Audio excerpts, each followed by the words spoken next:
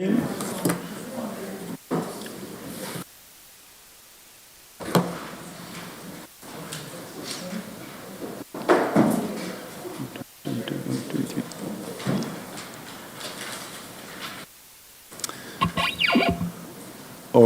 kia ora koutou. Welcome back to the first council meeting for 2026. I will ask you to please all be upstanding, and I'll invite Martin forward to lead us in prayer.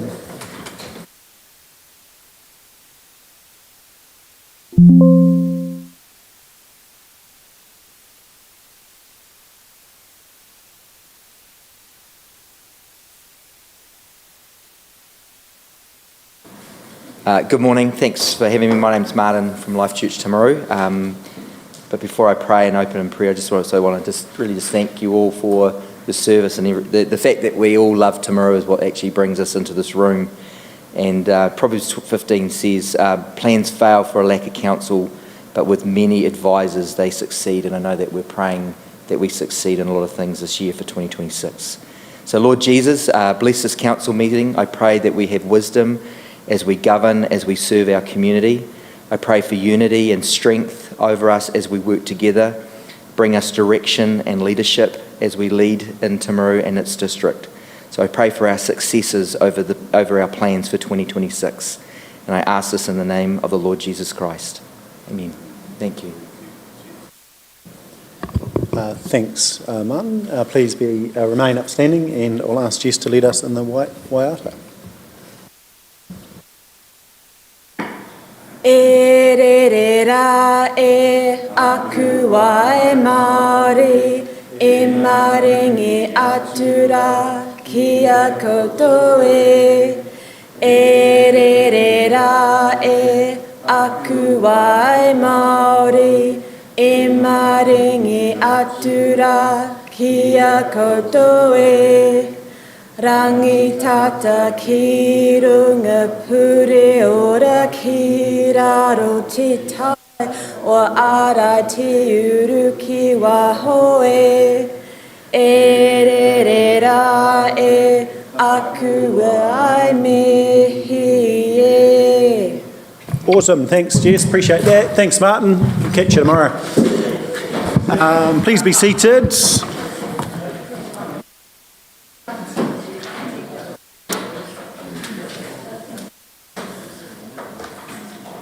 Alrighty, welcome everyone. Welcome back to 2026. We've got a pretty big agenda. Obviously, this is the first meeting sort of with new time and slightly changed as far as where things come, etc. So the agenda is pretty large. So we'll crack in and get underway. I'd like to welcome the team from the community boards, Rosie, Anna, Charles. Awesome to have you with us. Looking forward to having a really strong relationship with community boards this year, as we have done previously.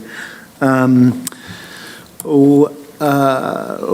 there is no apologies. Everyone's here, and we don't have public forum, urgent business. Nothing's been identified to me. Any minor nature? Haven't had anything come through.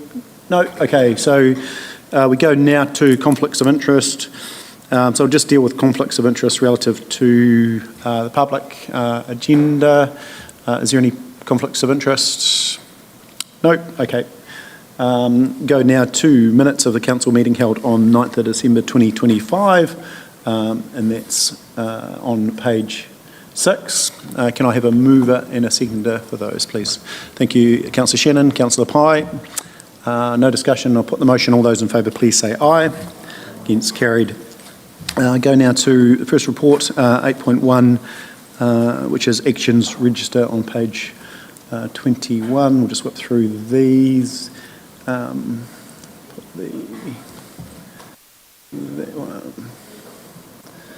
Alrighty, first one, subcontracting.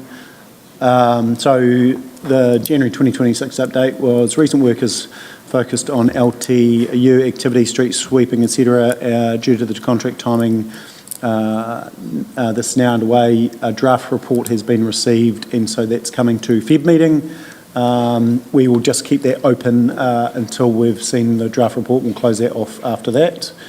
if required.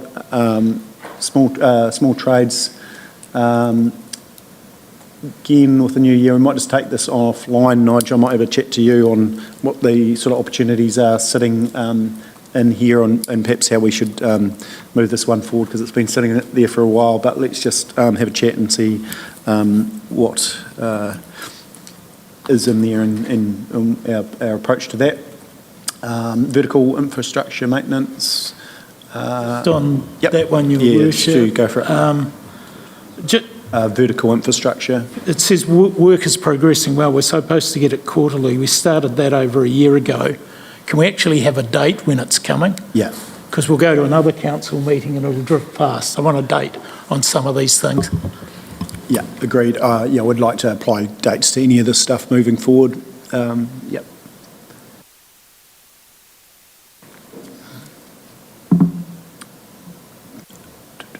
Where are we? Freedom Camping, so 4 officers within the regulatory group are now warranted under the Freedom Camping Act. Signage and access limitation has been implemented at Sea Bay, Caroline Bay, and I'm sure at some point we'll do a bit of a review as to the success challenges in around Caroline Bay, etc. But Stu, jump in if you like. Councillor Piddington, sorry. Just on Caroline Bay, I just wanted to know from the officers, were there any problems over the new year and how much did we make into the coffers? I think it was just over $7,000, Councillor, so or 7.5K, something like that. And as far as I'm aware, there weren't any issues. It ran quite smoothly. Okay, cool. But we'll do a wee bit of a wrap up on that, make sure we get any key learnings. Rates and revenue.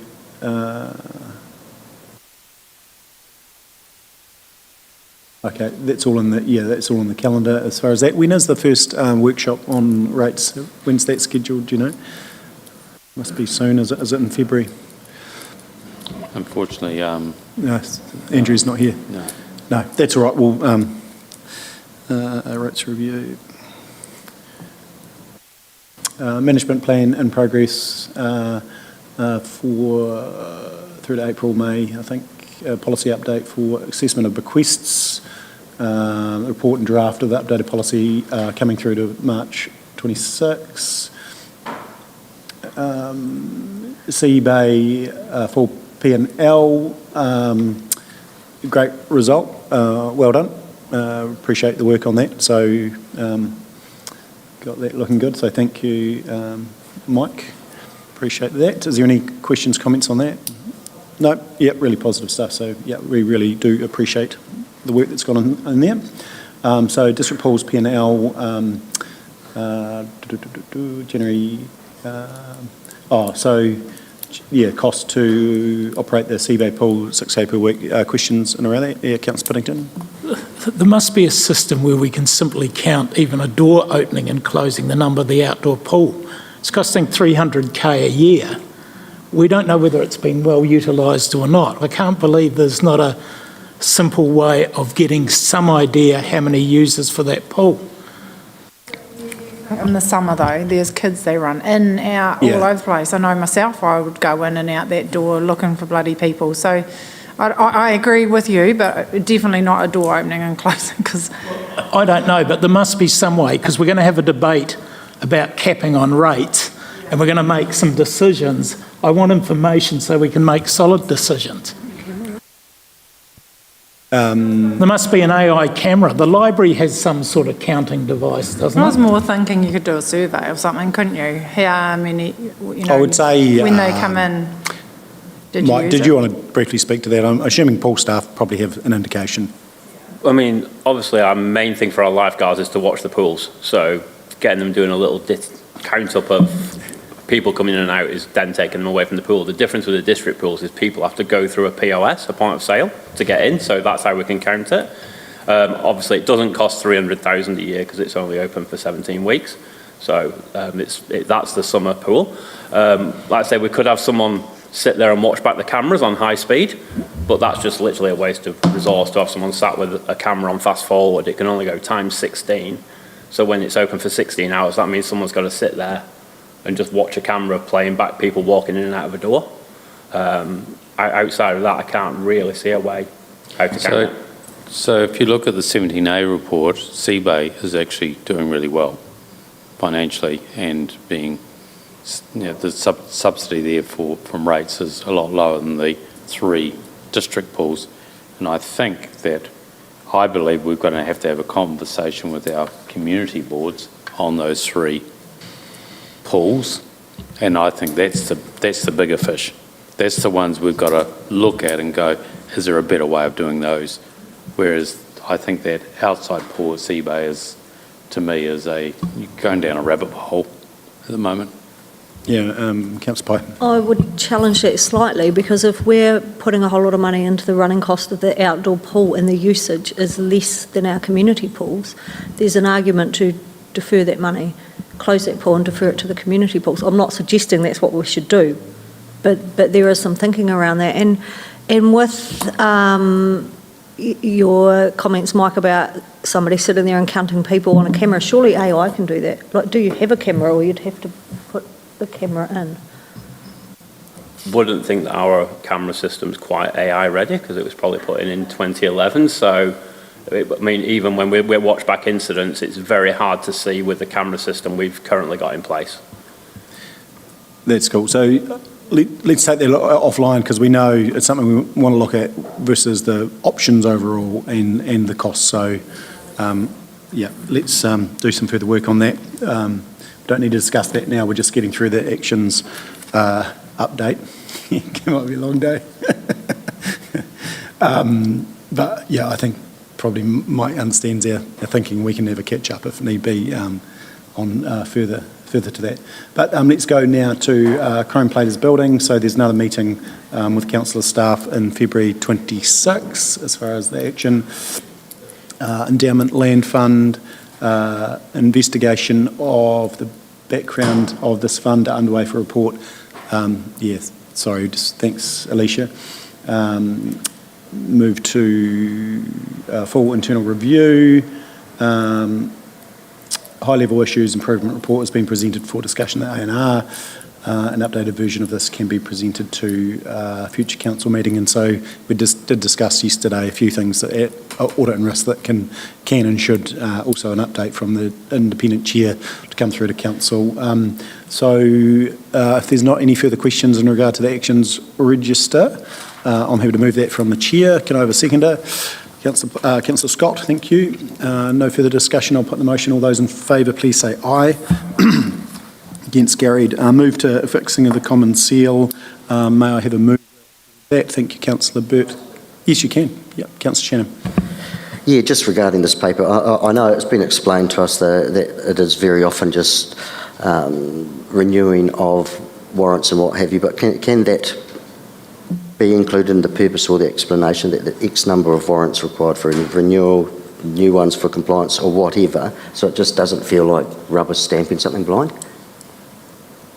You are just rubber stamping. I know. But you can have, if you would like, a little bit more information. Just a paragraph in the recommendation, really, or the purpose would be great. Yeah, purpose. I know what I am saying. Yeah, no, that's go fair. for it. But yeah, happy to move. Yeah, we'll look to add a purpose to the rubber stamp. On that note, would someone like to move that we rubber stamp this? No, Councillor Burt, Councillor Shannon. I'll put the motion. All those in favour, please say aye.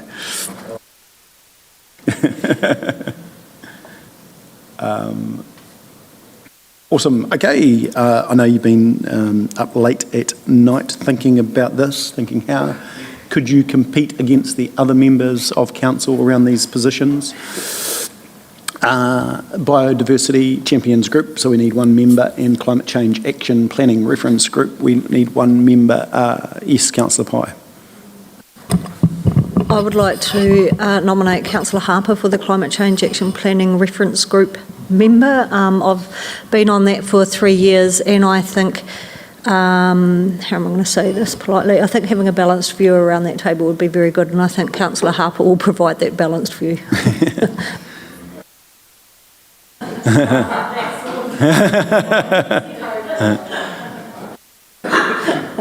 I'll second that. So we'll try and move.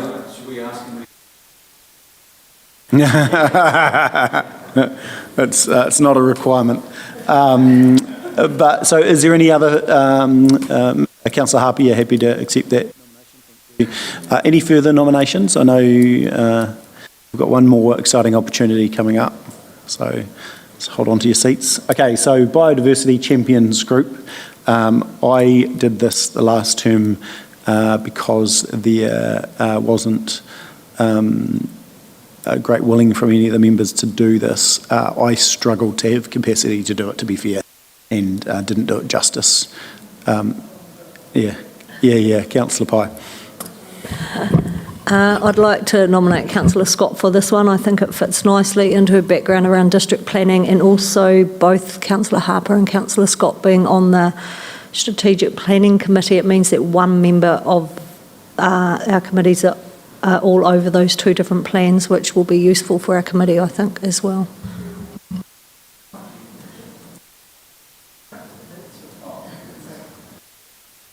I think that makes great strategic sense. Councillor Scott, you're happy to accept that nomination? No, that's good. The meetings are good, and you get some good insights from what other councillors and what have you are thinking.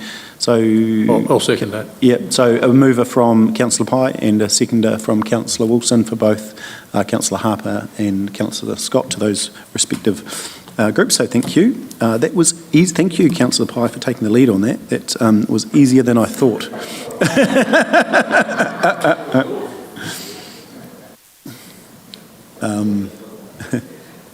They're good. There's some good people on there and some interesting perspectives across Canterbury. So it does open your eyes. So did I move that? Yeah, I did. Yes. Okay. Thank you. That was 8.3. Move now to Susie, 8.4, road closures. Thank you. The floor is yours. Morena. Not a rubber stamping one, of course. This is our important community fund for temporary traffic management. We have had 4 applications over the recent period. So obviously the Pleasant Point Emergency Service Open Day to commemorate 40 years since the big flood. Also the Caroline Bay Rock and Hop, the South Canterbury RSA Dawn Service, and the Temuka Rock and Hop Street Party. The budget is tracking pretty well. As I mentioned, I think last meeting, we've had a reduction in costs since we've been reviewing the need for temporary traffic management plans. We're tracking to make an approximately $30,000 saving, which is already a saving on previous years. So tracking to about $60,000 for the year for these events. Obviously some other events pop up like this Pleasant Point Emergency Services Open Day, but we are on track. You'll see also in the report that Hospice South Canterbury have requested that we fully fund the Rock and Hop as we have previous years, but they have said that if that isn't acceptable, that they are willing to put funding forward, but noting that in the community benefit there, tracks thousands of visitors, generates significant local spending, which is estimated around $2.3 million for 2025. So if there's any questions, I'm happy to take them. Yeah, thank you. And on that one, I think we just have to be conscious of, if we were to make some of these changes, giving groups a lead time too. Councillor Piddington. I guess I still struggle, 10,000 plus to close 4 roads. The Dawn Parade on Queen Street, surely there's a simpler way to do that. It's I'm not saying stop the events, but are we thinking the right way, around that? And also the one that's not on the state highway at Point. I don't know. It just seems a lot of money tied up, and I know there's health and safety risk, but do we look at those ones? I know we looked at school balls. Are we looking at everyone that comes to us? Yes, staff are attending events and regularly reviewing and seeing what we can cut back on. These are the ones, obviously, that we I think Rock and Hop was significantly more expensive previous years, and we have managed to reduce the cost of that. And the dawn service will be reviewed this year to see what we can potentially change. And obviously the emergency services open day is first time that we've run this one, so we want to see what the turnout is and what happens, and I imagine it will be a kind of one-off, fairly irregular event. Yep, Councillor Pye. Susie, can you just explain why the dawn service doesn't have the cost to prepare the traffic management plan? Because I thought in the past you had said, you know, we've kind of challenged why can't we use last year's plan? And you've explained why we can't do that. So I'm struggling to understand why there's no cost for this one. This one, because it hasn't had a review, we are letting them use last year's plan with just changes to the dates. So we've gone back with feedback from councillors around, you know, not being acceptable to change the dates. So yeah, we've taken that on board. Obviously, if we then go and review it and think we can reduce the cost of the actual implementation, then there'll be need to planning charge. But yeah, so we're working pretty tough and hard with our contractors to try and achieve as many savings as we can.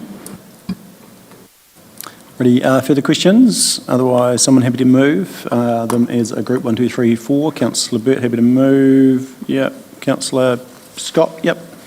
Perfect. No further discussion. I'll move that. All those in favour, I'll put that. All those in favour, please say aye. Against, carried. Brilliant. Thank you. So we go now to 8.5, Urban Street Tree Policy Amendment. Made front page too. Floor is yours, Susie, and that's on page 45. Yes, thank you. The report is, written there to amend the urban street tree policy and the associated delegations within the delegations manual to support that.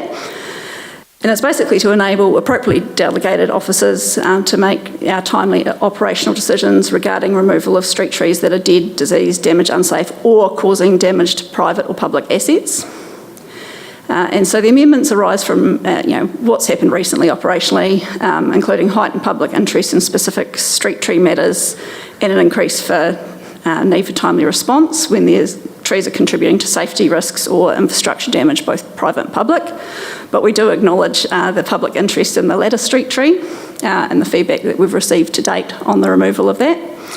A member of the public, the Good Hoodie, has also come forward and made a generous offer to contribute to funding more targeted works to reduce the size of the tree through retrenchment pruning, just basically take away some of that risk of the failure of branches that we do have pretty much every wind event that goes through that area, and also looking at how we can support the damage that we are receiving and blockages that we are receiving to the drains from this building and also the sewer itself. Talking to our drainage and water group, that sewer main is due for renewal in the next 5 years. However, if there's a problem with the pipe sooner rather than later, then we would need to revisit it if the decision was made today to not remove that tree. So, yeah, there's potential that it will continue. So, yeah, basically we could look to, instead of remove that tree, we could look to do some root pruning to support the drains in the area and also stop the damage that we're getting through to the road, the curb and channel and the footpath. But we'd also still need to reduce the height through retrenchment pruning, which is an accepted arboricultural practice to extend the life of a big tree. So, yeah, I would certainly support trying to keep that tree for an extended period if possible, bearing in mind that there might be sewer requirements and stuff, and that will have to be reconsidered in the future. One of the challenges I have just in regard to the changes of delegation, so essences of this is removal of dead, deceased, damaged, unsafe trees or trees that are causing damage to private or public assets. It's that sense check on this, and obviously then we're handing delegation to you guys, and that's the feedback that we get on tree removals at the moment. Supposedly we're the town of tree haters, not huggers, because we, in theory, don't go through due process. I'm sure there generally is, but I'm just conscious of giving too much delegation on things, especially that are significant, such as that ladder street tree that are of high public interest within a delegations manual. I'd just like to see those sort of high interest trees still come back through council in some shape or form. So that's sort of my comments. I'll go to Councillor Piddington. I guess my concern is how much money we're spending on these trees. I mean, we're going to move one outside Redcliffe Electrical, and the replacement in this instance would be a different location. Why would we, if we're taking a tree out because it shouldn't be there, why would we replace it in a different location? I struggle with that. Same with Rowan Street trees, 28 of them, it's going to cost us 10 grand, and that's probably without the removal of the others. So what is our theory on a cul-de-sac street? Why would we plant trees that then are going to cost us for maintenance and everything else? Yeah, good question. So when we're looking at the new subdivision consents, we certainly do look at what type of street tree is to be planted, and as mentioned in the report, we've got a lot of right tree, wrong place, or just wrong tree, wrong place. So we certainly are looking at that in the new areas, but obviously we've got a lot of street trees that are historic, and then to feed back to the Mayor's comment on making sure that we are protecting the trees that are in space or that can stay in space, then we'll obviously replant in that area if there's no overhead power lines they're going to interfere with, or stormwater sewer. But if there's an ability to support the replant of a tree in another area, which could be in a park or a reserve, to keep our tree numbers high, so we're not a tree-hating district, then we do support that within our available budgets. To Councillor Pinnington's point around the cost of putting the trees in, is this through an independent contractor, or is this through Parks that work would be done? So it's through the independent street tree contract. There is some subsidy that comes from NZTA to manage the street tree infrastructure, although limited nowadays with the operational funding being cut in those areas. So it's managed under the street tree contract. Most of the works to manage the trees are based on a lump sum contract item, and so we actually have done a lot of street tree work over the last 4 years, getting them back into a shape where people can get in under the footpaths and aren't having so much of an issue with our street trees. But yeah, the removal and replacement is, I think I quoted there, about $350 per tree for the replanting of them to a more suitable plant. Councillor Pinnington. I guess I'm just still having... We have these policies that date back, and we just seem to follow them. 10 grand on one street just seems an enormous amount of money to me, and I get it, but do we ever think every second tree to try and save some money? Because we just seem to be a council that doesn't do much saving. We just reflect back on a policy and go forward. And just on that, I noticed coming to work today on the roundabout, to the council today, roundabout here, we've planted roses that I presume need pruning and a lot of work. Are we working towards things that maintenance costs don't follow? I have to call a point of order. You just can't throw comments out in chambers that we're a council that doesn't do a lot of saving, and in this case, I mean, you're a real estate agent, you should have that conversation with the people in terms of their amenity value and what was there, and then replace it. You've just got to be a bit more careful how you approach things in this council. This year's it's got to be different. We can't just throw these things out there. Sorry. Look, I won't necessarily rule on the point of order. I appreciate that you've raised it. I think the reality of this chamber is there's fact and there's opinion, but I think the council is doing a lot on looking to, make savings. But your point is still valid that we should be making savings wherever possible. So I take both sides and we'll move that forward. Councillor Wilson.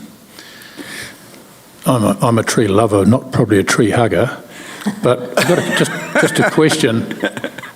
Like, when they say about being tree hater, you want trees around the environment to show that you're not a hater.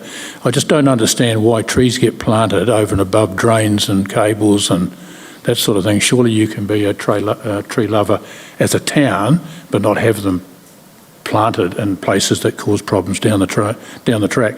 Like, I wouldn't do that if I owned the land, to go and plant trees or a hedge exactly where some irrigation pipes are and drains and etc. So the logic to me doesn't fit unless there's a regulatory requirement that we have to plant trees on streets.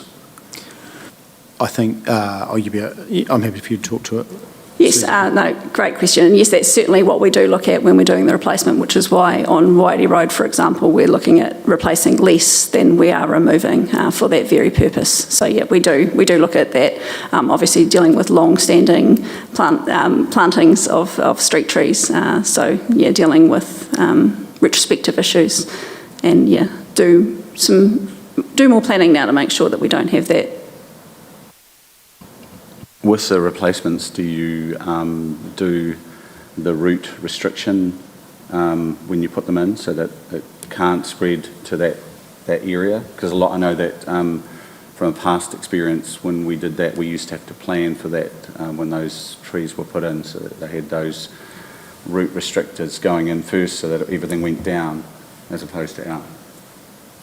We find that the trees actually don't do very well in that instance and tend to end up with rotted roots and become top heavy and tend to want to fall over. So what we're doing now is we actually look at the root ball type and get the best root ball type for that situation, knowing that you've still got roots that are going to be underground that are needed to secure the tree. But then as we continue to, with our contract that we've got maintaining the street trees, getting that form pruning right at a young age saves a lot of costs in the long term, because if you haven't got too big of a tree bough, they're not going to continue to put further, deeper roots out. So yeah, we really do look at the root type before we plant a tree in the area.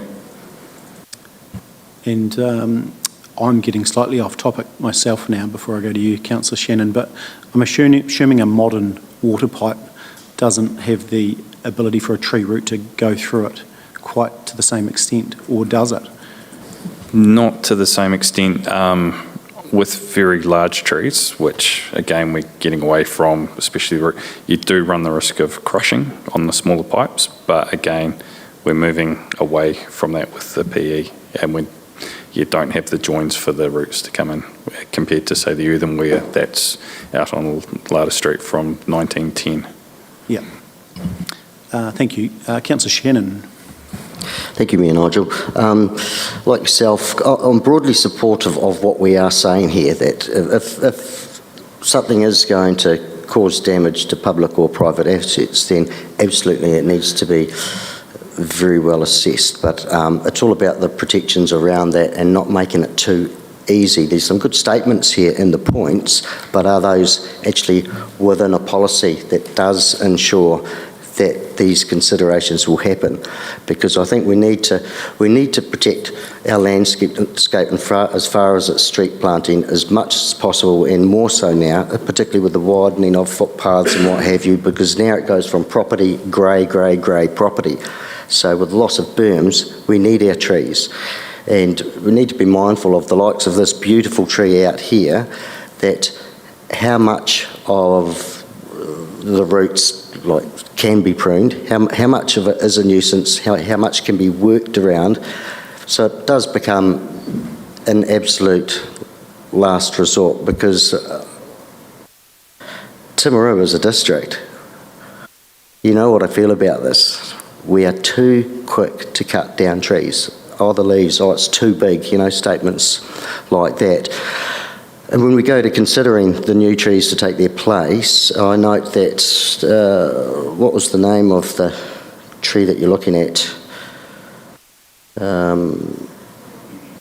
Eddie's White Wonder. It is deciduous, of course, and the other option being the Michaelia, which is evergreen. So, to Stu's point, actually, when we're looking at ongoing maintenance, leaves and stormwater, for example, do we consider that before we look at a deciduous tree, when we know that the Michaelia, for example, is working well elsewhere in the district? So we are 100% considering right tree, right place. Also noting, and in fairness to our old trees, they may well have been in the right place 100 years ago when they were planted. So these protections, like point number 8 and point number 19, for example, in there, are they within a policy that will be adhered to? All very good comments. Where do I start? Yes, we certainly do look at the tree type deciduous versus evergreen around our high leaf-full areas or our critical sumps. So we're really making sure that's part of the decision making too. So if it's a lower lying area and there's been history of our sumps, what we call blinding off, from the leaf fall when we have those high intensity events, we certainly are looking at what trees we can replace through. Yes, so through the delegations, I'm one of the delegated officers that makes the decision on the dead, sick or dying, and I'm very hesitant to remove trees like that without bringing it to council's attention. The delegations manual, I think currently it requires somebody from the parks team and myself from land transport to make that approval, and we need evidence of the information. So we track the decision making around the removal of those trees. Yeah, so the same thing would happen, and if there was comfort, then perhaps we could look at the level of the delegations in the delegations manual and give it back to the likes of myself, who have still got it, and then also maybe the group manager of infrastructure and assets could be a way to look at that, to give some more comfort that there is a really robust process in that decision making. Yeah, I think that's a good way forward. Councillor Pye? Yes, so I have a question first and then some feedback. My question is, this just relates to urban street trees, and do we have a similar policy, and apologies, I meant to go and have a look myself and never got back to it, for the trees that are in parks and reserves, and are we suggesting the same outcome for that policy? Sorry to put you on this. I'm sorry, I'm not totally sure on the parks one, but this is specifically around the street trees. Yeah, so, and these are the designated street trees. Obviously, in the rural environment, we might have big trees that have grown over the years that are on a bend or whatever. They don't fall under this. There's designated street trees where we record in our asset register that there is a street tree there, yeah. Okay, so my thinking is I think we should have similar policies. So if we're making a change to this one, if we have a change to the other one, we should have one. We've had a couple of instances in Temuka where trees have been removed without community knowledge, and one was a memorial tree, which was very regretful, and I think we need to do better in that instance. In relation to this one, I've kind of gone back and forward, but to me it comes down to risk, and what is the risk we're trying to mitigate here, and it is the public backlash and that going on to officers if they've made that decision. However, you have the authority already for the disease damaged and unsafe ones, so you've already got that risk. So in my mind, adding this little bit to the policy doesn't really change that risk, and so therefore I'm happy to support the change to the policy. However, I do think it's important, because there's such public interest, that councillors are informed when you intend to remove trees.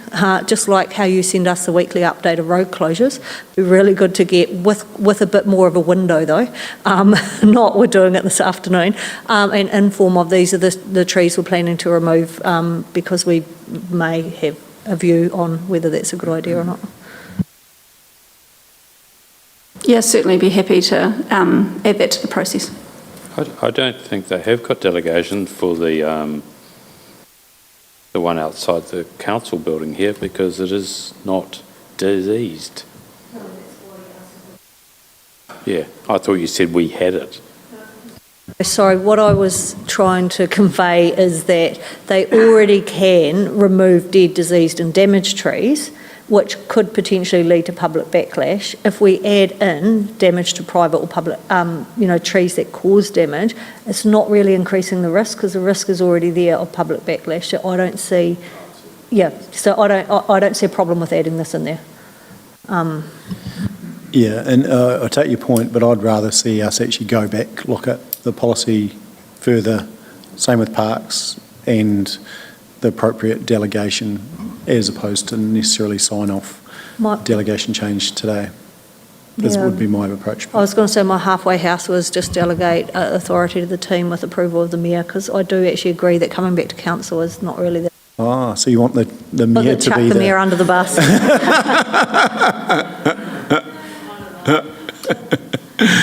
No thanks. Councillor Burt. Without trying to truncate this any further, it's pretty obvious that it's the front page, test. It's the public test. I support this change, and we just have reference, as you say, to council, because we know, at any particular time there could be someone who's going to be upset from it. So would anyone like to... Oh, sorry, Councillor Thomas. Just a question. You've identified a number of trees here.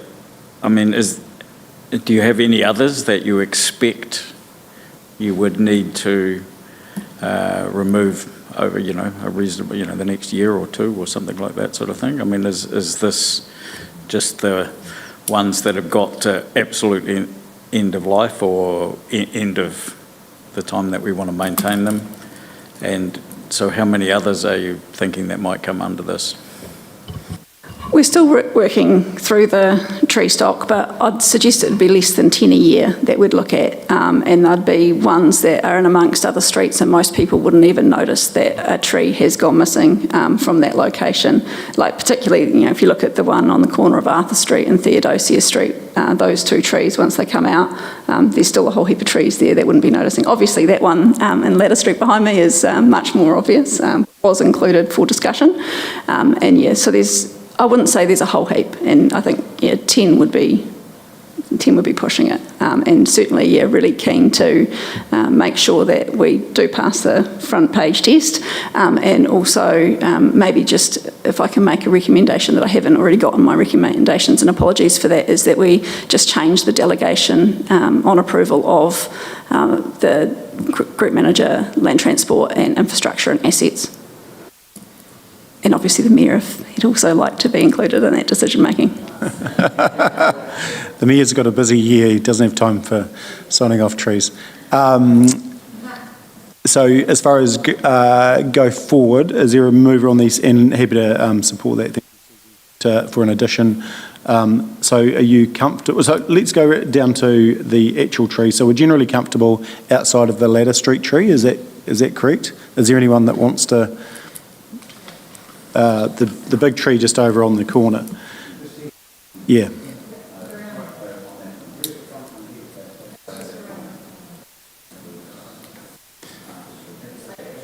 Yeah, so we'll save that tree. Saving that tree. That tree is badly planted and it's not native. And we get carried away with trees, in my opinion, and whack it out. Shit, that came out of nowhere. So that's going to be... Right. Ask for forgiveness and permission.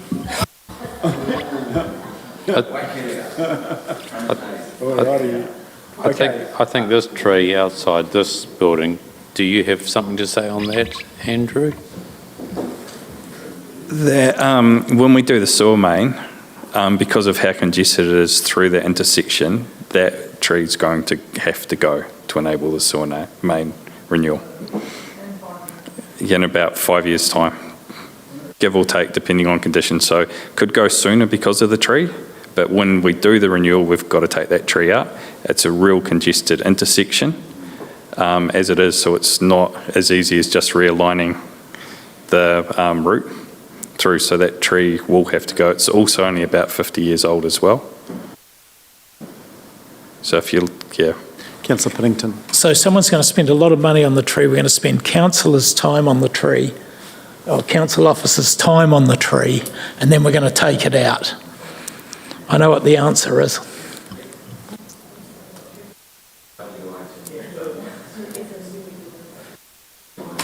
Okay, who's got a recommendation, and we'll bring it to a democratic vote, eh? Is there any movers or seconders? As is.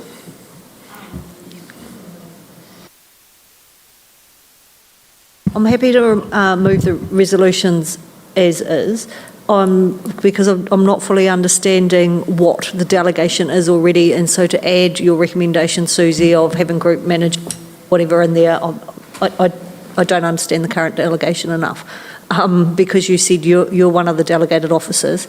So I'm just happy to move the recommendation as is. I go back to that, you're making decisions on other trees anyway, what does it matter to the category of trees? Councillor Wilson. Just on the topic of delegation, I think we should save the mayor from that. The thing is, we need to trust the staff. And if they're going to go and make a mistake, everyone's going to know about it. And I think we just leave it with them. I think the mayor doesn't need another task. And I just feel, I do generally love trees, enjoy trees, but this one on the corner here has always been a concern to me. You know, I've walked past there several times and it's not an age thing.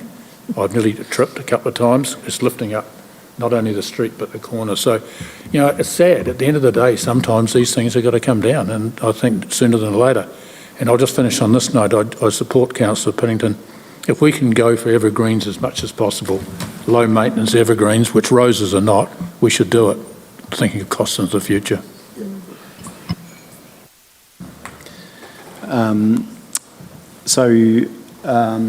We've just got a suggested amendment on if that was to be the resolution that's moved 1 and 2, that 2 would include at the end to be delegated to the General Manager, Land Transport and General Manager, Infrastructure and Assets as far as decision making. So that would be the resolution if someone were to move it, which is 1 and 2 with that delegation to those group managers. Is there someone that wants to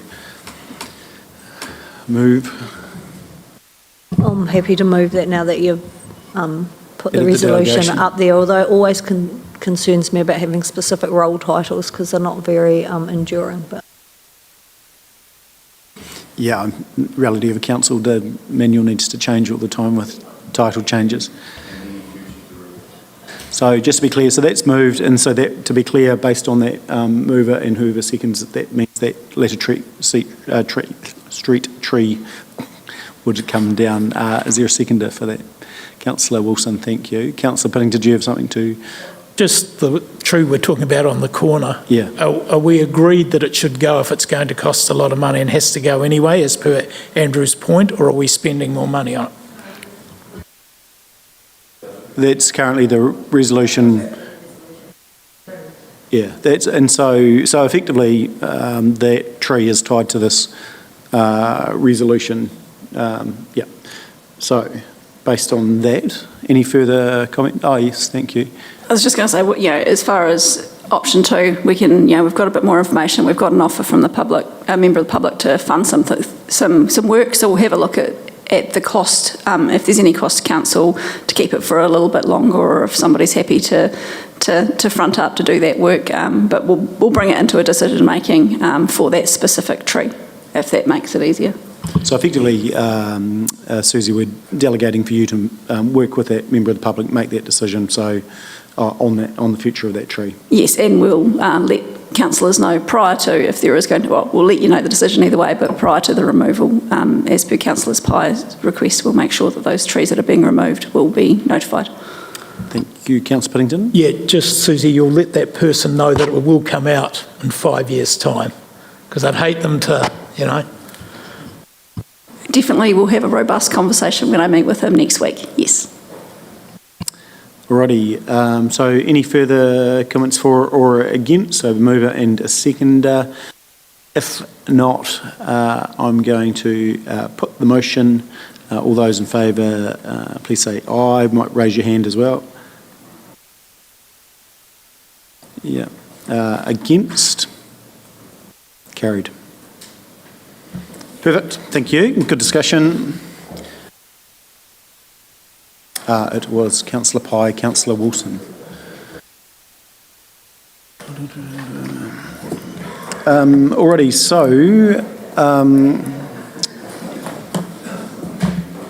We go to 8.6. Council submissions on government proposals. Welcome team, we'll let you take us through them, Brendan, one by one. Good morning, Council. Hopefully we're excited for this session, following on from previous report. Hopefully this inspires similar passions.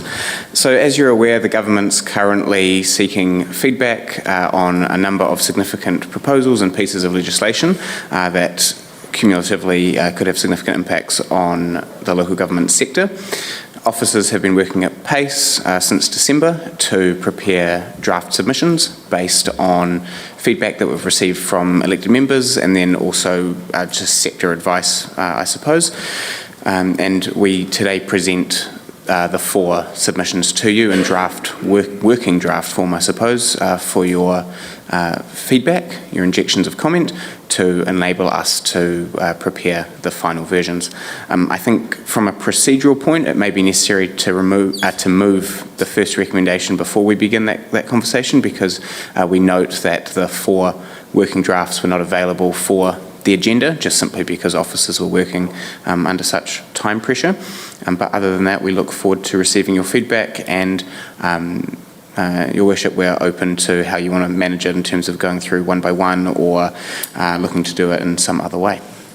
Okay, cool. Opening comments. Let's go for levies first. We'll jump into that and then we'll step through them. Aaron, take us through. Thank you, and through you, Mr. Mayor. A draft submission on the document titled Supporting Growth Through a Development Levy System has been prepared.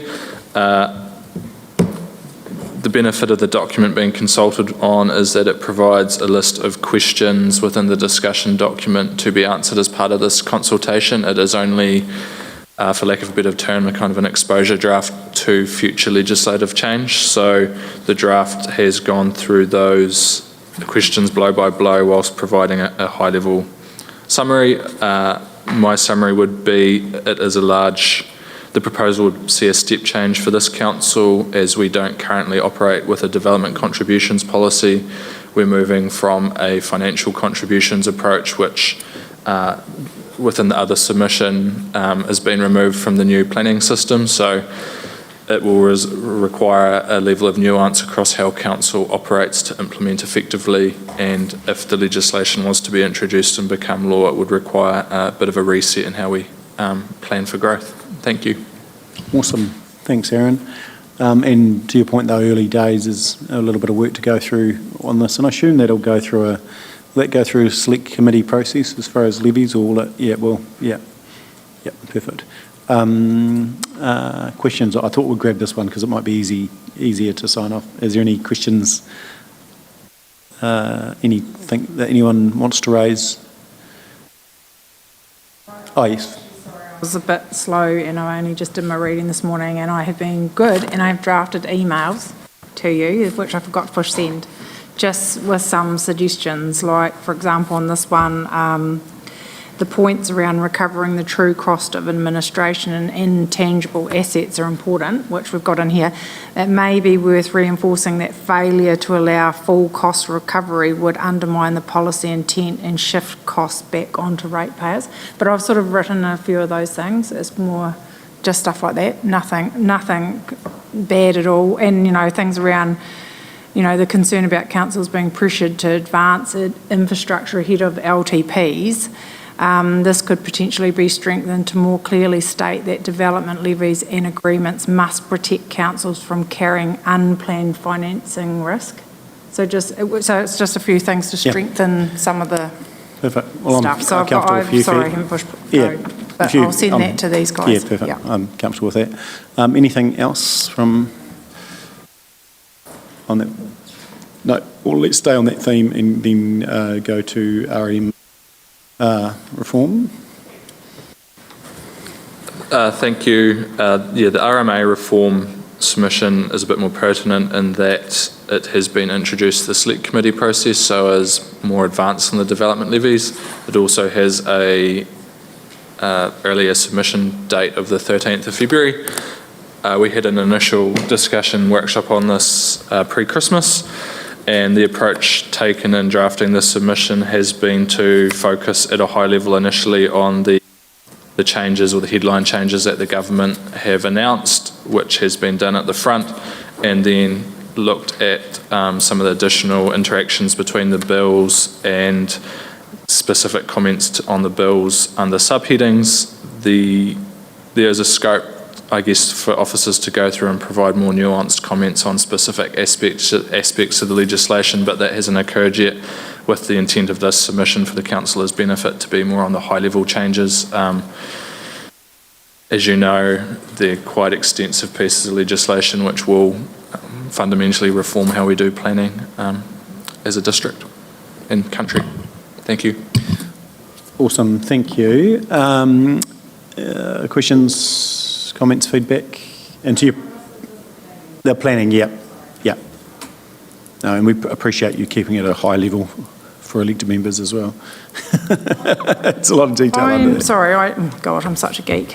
I had a few things, but I've written these down as well. Just more around, the submission rightly raises concerns about a one-size-fits-all, which I absolutely get, but I wonder if we need some examples of, for example, bespoke zoning for port-related and, rural industry. So, actually give some examples of our district rather than being so high level, or do you think we're not even at that point yet? Yeah, thank you. And that's some of the feedback I've had from internal reviews with the CE and the like. And the challenge is there's still a real lack of detail as to how this will be implemented, because the headline is we'll have 13 to 17 new zones, and at this point no one knows what those new zones will be, but definitely can add further bulk. I had tried to spin it, but I can use Fonterra, for example, was the rural industry that I was leaning towards, or the port, as specific examples of concerns that if they're not provided for at that nationalised level, that there should be an ability to provide bespoke zoning.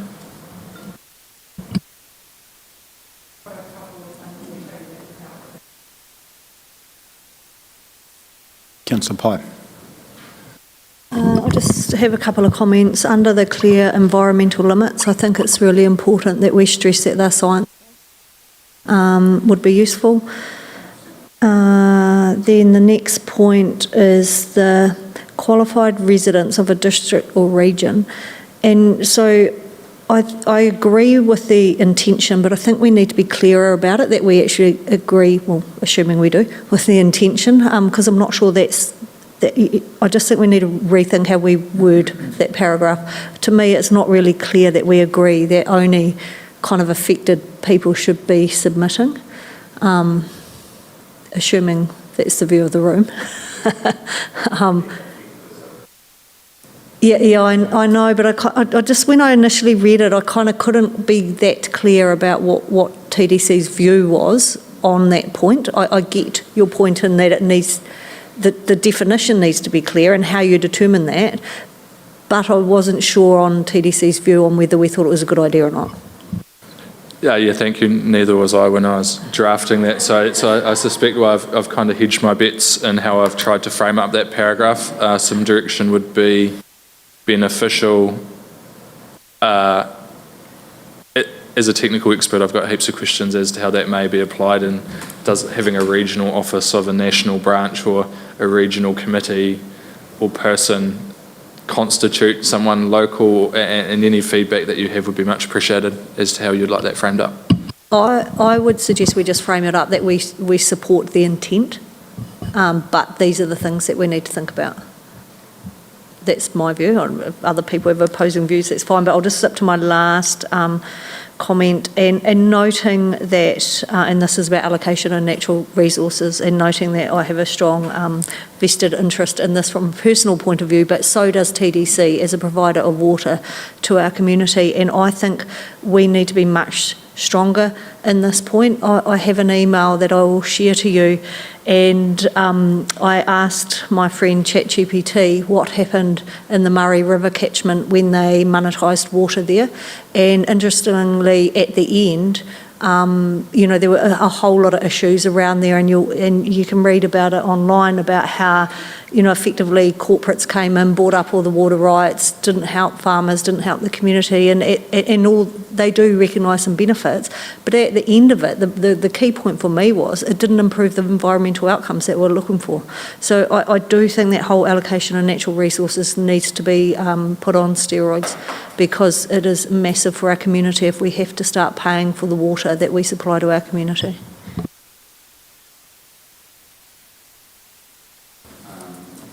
Obviously, a bit of a bent to mine, that compliance monitoring and enforcement and systems monitoring and performance.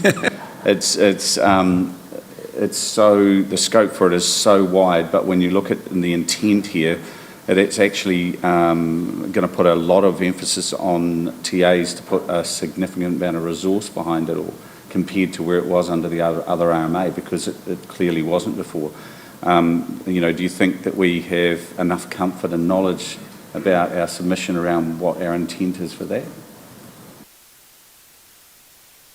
No, I think it's still a developing space, and that will be one of the matters that will require a bit more detail before we can fully understand the implications. But as we're moving towards a more, what I'll term a regulated environment, where the government sets those standards and we're expected to implement it at the bottom, there's potential for those goalposts to consistently change if governments change the standards, and there will be an emphasis on TAs, especially resourcing up in those space and potentially gaining more understanding of those scientific matters if we're going to be expected to start monitoring and regulating on-site wastewater discharge or along those lines, or whether they still sit at the regional level. So until the devil in the detail is delivered, we're kind of blind, but it can definitely put more words around that within the text of the submission.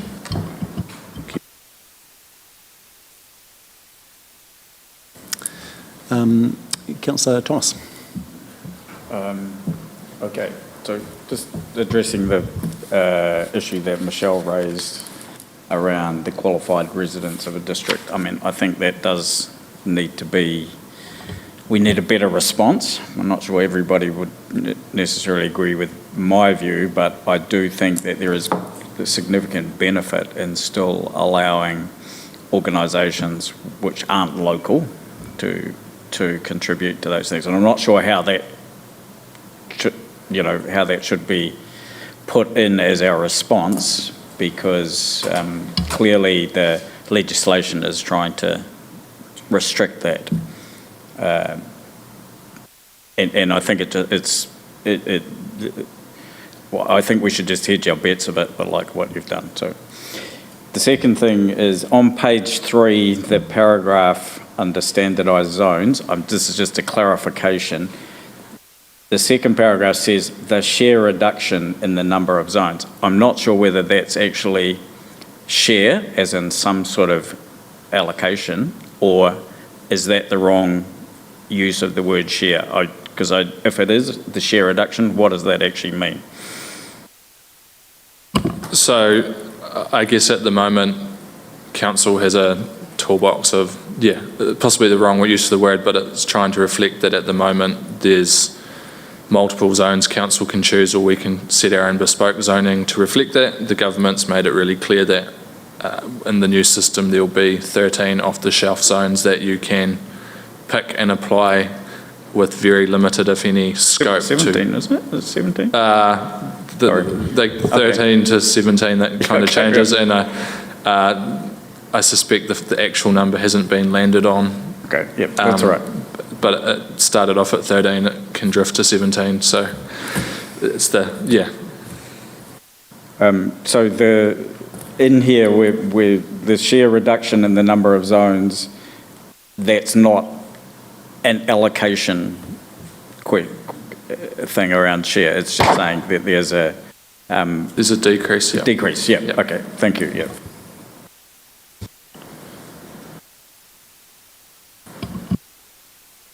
The concern, Chris, around being a smaller council, it could actually impact us quite a lot, because we can't have our bespoke sort of zoning like we do now, like the ports and Fonterra and the landfills and stuff like that, where we have quite bespoke zoning. So the concern is that it will actually impact on a smaller council if we can't have that flexibility. So, yeah.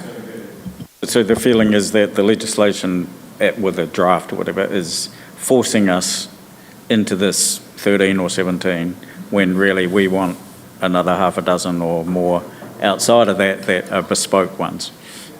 And I think the challenge is that a smaller community like Timaru, if you're applying the same zoning that you would apply to an Auckland context, the port in Auckland will look very different to what the expectation of the community is that the port looks like in Timaru. And if there is a zone that is port and it's unable to be managed from a Timaru context, you will end up with a type of development that is not necessarily anticipated by the community within or actually operationally needed by the current port. So it's not, there may be a port zone, but it's whether that can be adjusted or reflects ports across the country, or whether it's kind of centralised on the bigger ports such as Tauranga or Auckland.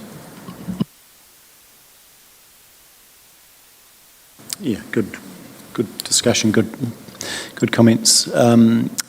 Enough. But there is a sweet spot somewhere, surely, because if you have too many of them, you're creating a whole planning industry again. Correct, 100%, and I guess that's the unknown at the moment without seeing the details.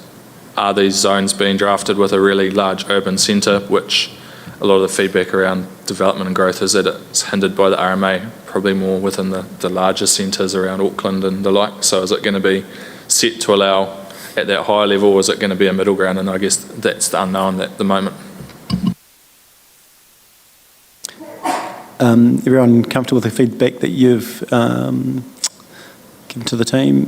Thank you. Really important stuff, because that is what's going to shape the future. So exciting few years. Alrighty, let's go to, do you want to do capping or reform first? Any preference? Sort of tie together. Let's do rates capping. Thank you, Your Worship. I'll attempt to summarise the document and to echo Aaron's point in relation to development levies. This is an exposure draft. There is no legislation. What we're looking to submit on is effectively the first bite of the cherry, because if this does progress, then it would be enacted through legislation and we would have a further opportunity to submit, and obviously there would be much more detail to base a submission on.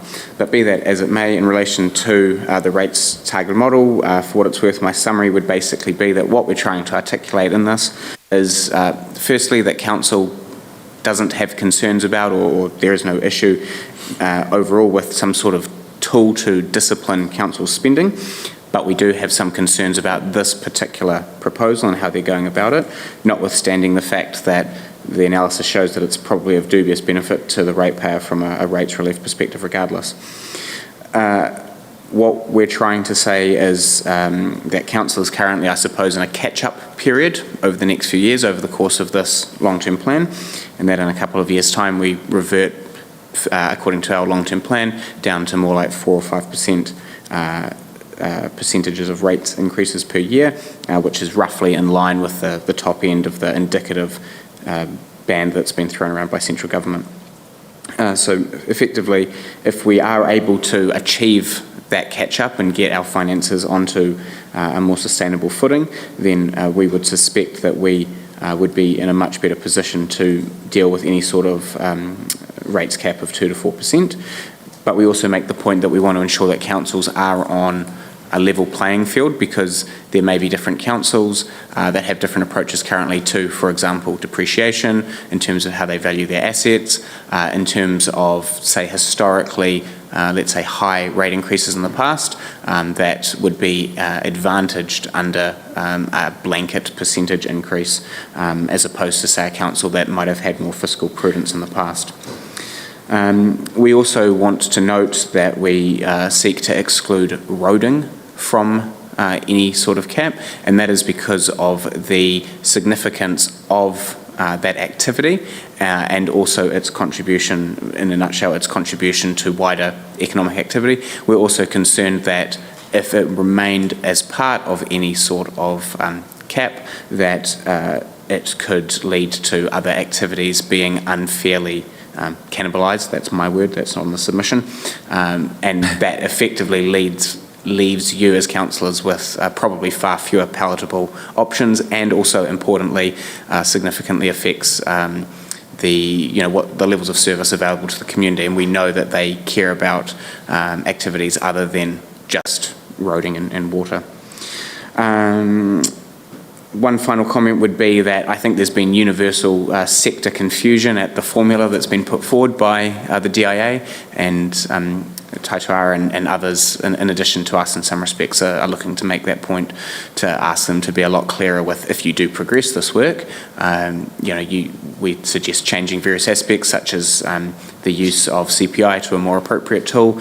There's references in there to quality of infrastructure and the like that can mean different things to different councils, and there is, by the DIA's own admission, still a lot of work to do on what that actually means. So that this is a high-level proposal, and we've responded with a high-level submission. Appreciate your feedback. Thanks, Brendan. I can kick off with some comments. I think good piece of work again. I just want to us clearly point to requirements of other central government funding that I think are going to be required to the roading point, that we will need direct government assistance for roading. And just to expand on that, I think one of the challenges with our funding model at the moment is that economic activity isn't a metric for funding. And I'd just like us to, because it's length of, where else is not here, but it's, economic activity, which would be a key one for us around fairness to funding, isn't there. So I think we need a request sitting in there. And then the question around GST and also rates on government building, I think we need to build that into the submission. So we are saying that these will be required into the future. So it's not just around efficiencies, it's around funding tools as well. And then I'll throw the floor open to any other feedback. Councillor Scott. Similar, I had like the roading exemptions section, I felt was one of the strongest parts of the submission, and I just wondered if this needed to come earlier in the submission, and perhaps stating it as a core condition of support, not a preference, being a bit stronger there. Yeah, that's a good idea. And then alternative funding tools, I had a similar one to you. I think this is a useful section as well, but do we need to say this is a prerequisite for a rates cap to work rather than optional policy ideas? But I've got this written down for you, Brendan. So I just thought that would strengthen our position a little bit better. And then I really like the point about baking in historic underrating. I thought that was excellent, but could we sharpen this a little by saying, that well-managed councils are penalised under a flat rate cap, while historically less prudent councils are rewarded? So I thought that was a really good section too. So no, a really good submission. I just had 3 points there, which sort of, I'll send those to you. Yeah, great. Nice work.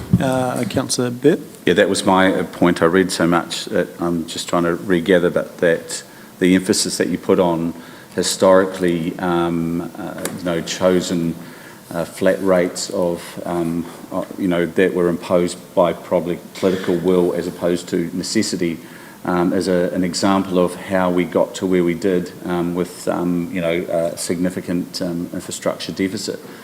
So that's a really good point to prove and show the issue that if it hasn't historically worked through political reasons to rate, how's it going to move? How's it going to work moving forward? But yeah, that was a really good point. This side, Councillor Pye. Probably should know this, but when we talk about roading in here, it's not very clear to me. Does that include bridges? And do we want to be more specific about that, given how many bridges we have coming up in the next 30-year infrastructure plan that need replaced? you don't need to answer that, just to go away and think about that. Overall, I just couldn't help but think, what kind of rhetoric would be in the community based off this. And for that reason, I think we should include more examples about what we're already doing to try and reduce costs. For example, the restructure, bringing services in-house, reducing the use of consultants. And I think we should highlight that some of the problem in the past has been the consenting costs for infrastructure projects, and that needs to be a clear focus of the RMA reform, because it has added a huge amount of inefficiency to some of our costs. Then I just had one other comment and I'll just try and find where it is. On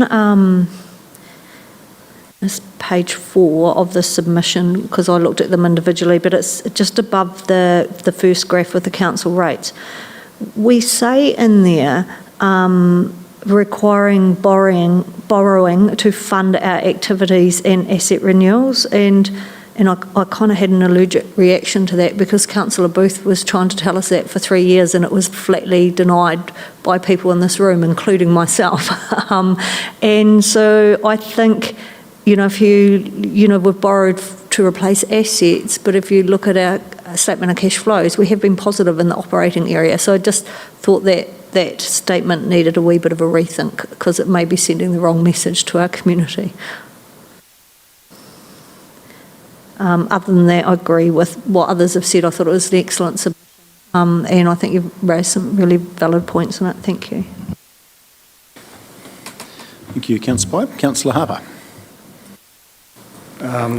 My reading of this is that it is a marvellous piece of writing, and if I was Simon Watts or Chris Bishop, I would take this and ask you guys to write up the new legislation.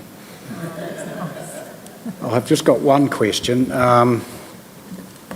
When you say that, and I know it's in the long-term plan of 21 to 31 and 24 to 34, the voluntary rates cap of 7%, what do you sort of mean by that? And even though it's sitting in a long-term plan, is it achievable?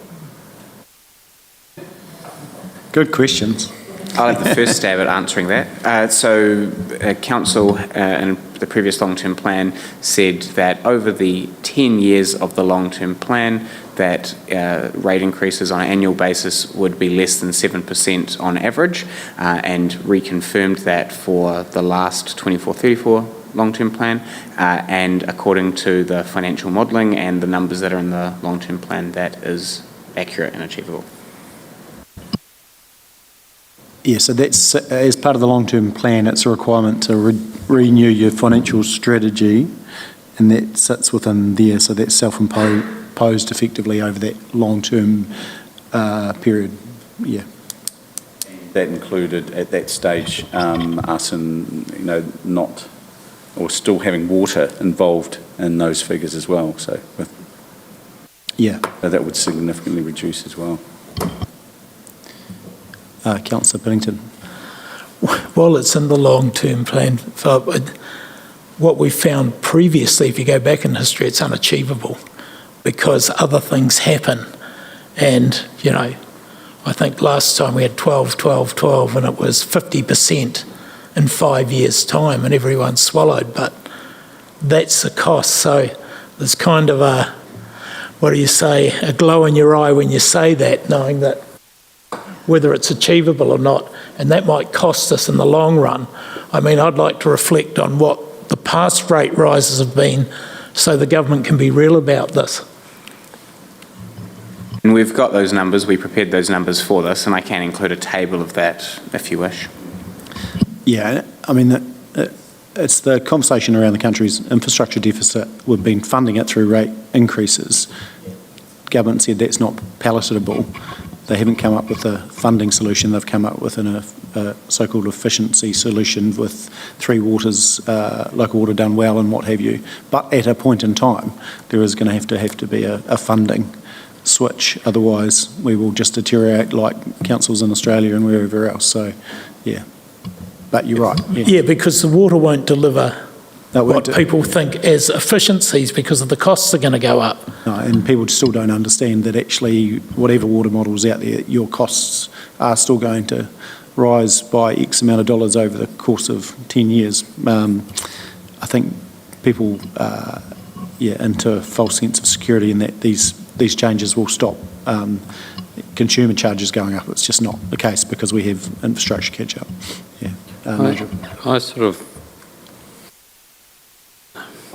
I think we've got to be careful about the past because there are councils right now that are borrowing to meet OPEX. And there are a number that I can just point to just like that. And I think while councils are borrowing for OPEX, that screams at me that they're actually inefficient because they are putting the rates up. So they've got to be very careful about that. And I also think we've got to be very, very mindful of ensuring that the valuation regimes that we have on our assets is right up and kept up.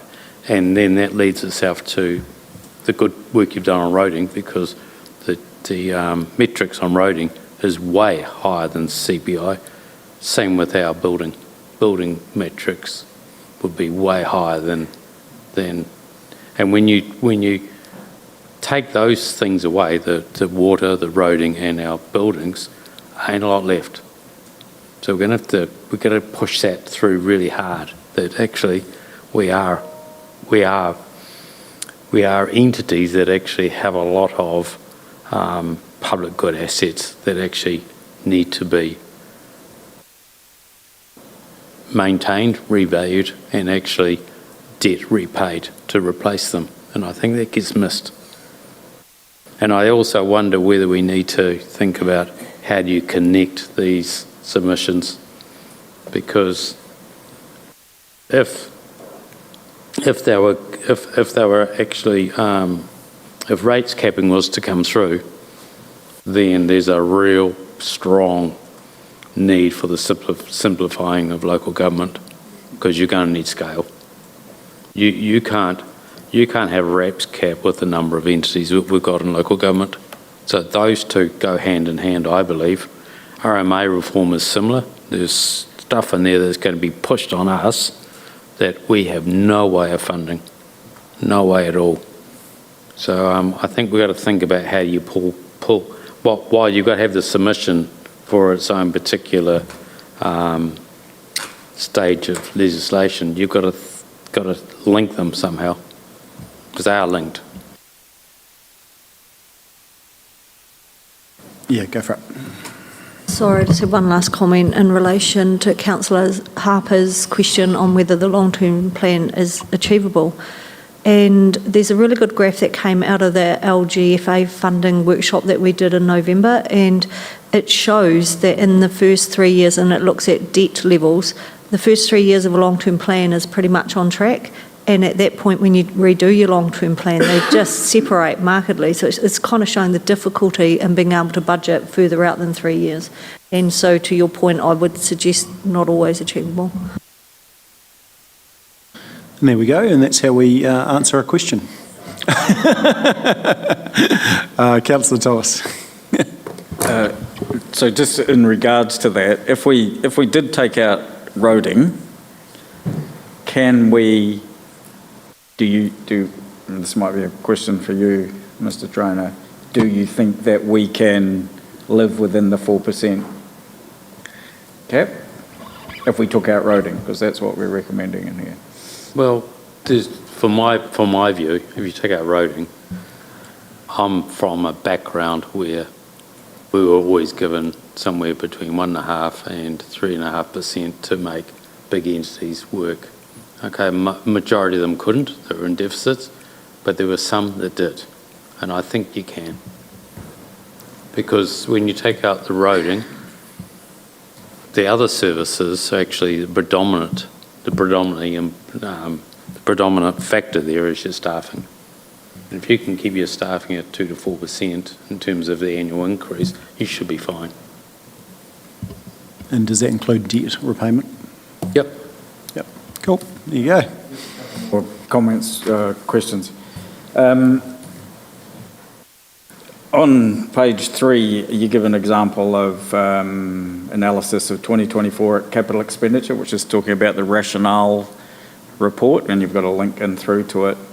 I think the last sentence there has been, of course, some local government spending outside defined core services.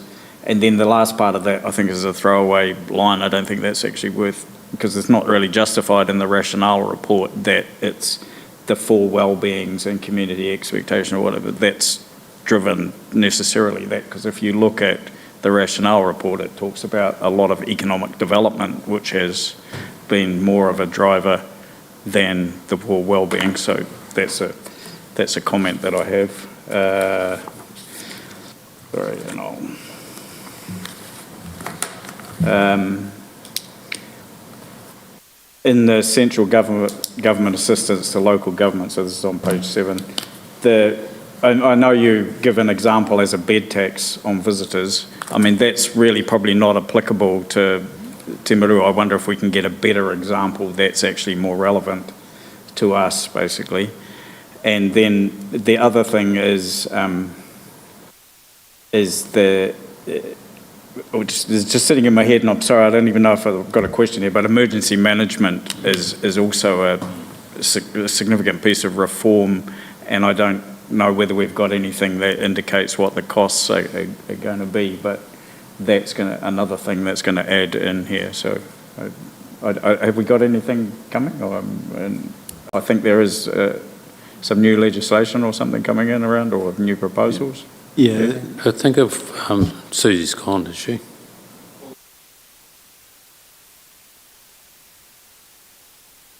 I think that is a risk for us. I think emergency management, they're pushing more and more onto us. Yes, Yeah. and that's probably sits alongside roading as a real problem. And there's a submission being made through group as opposed to individual councils on the civil defence one, which will be able to get shared. Yeah, thanks, Paul. Yeah. Yeah, okay. So just to finish that off. So my point is that that's an additional cost that we should somehow bring into here. And even if we don't know much about it, we just acknowledge that that's going to add extra costs, sort of thing. So, yeah. Sorry, I did have one more point. The specific decisions, this is on page 9, what council spending will not be able to take place. The specific decisions about what activities not be funded is a matter for council to take in its long-term plan and annual plans, which I agree with. But in effect, for the next couple of years at least, the long-term plan is already in place. So those decisions have already been made. So the further out in the long-term plan, yes, there would be, could be changes made, but I anticipate there's not much changes going to be made in the next 1-2 years in terms of the long-term plan. Is that correct?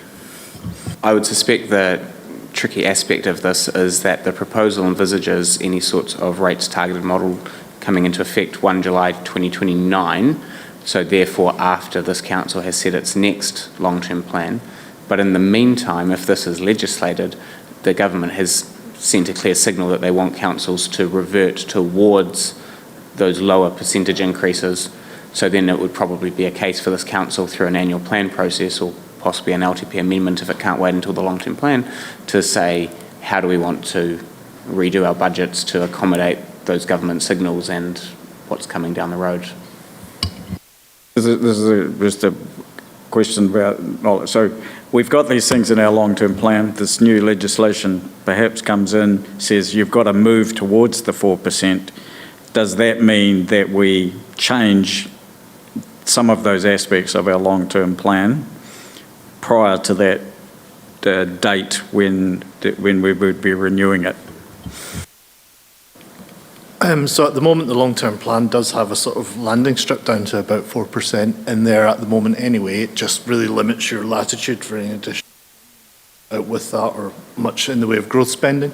It will really be your job as councillors to look from that point, and if you know the bill is coming in, you will have to plan within the next LTP, which is due next year, for that drop to be sort of permanent from that point forward. So it will be basically down to people around this table to make the decisions that help us get to that point. But it will be just that your sort of envelope to work within will be quite limited from that point if the legislation goes as passed. Sorry to digress a little bit. I think council needs to make sure the base is really well sorted before 2029. And for me, we've got one big decision that I think will be coming your way, and that's our cost or revaluation regime for buildings.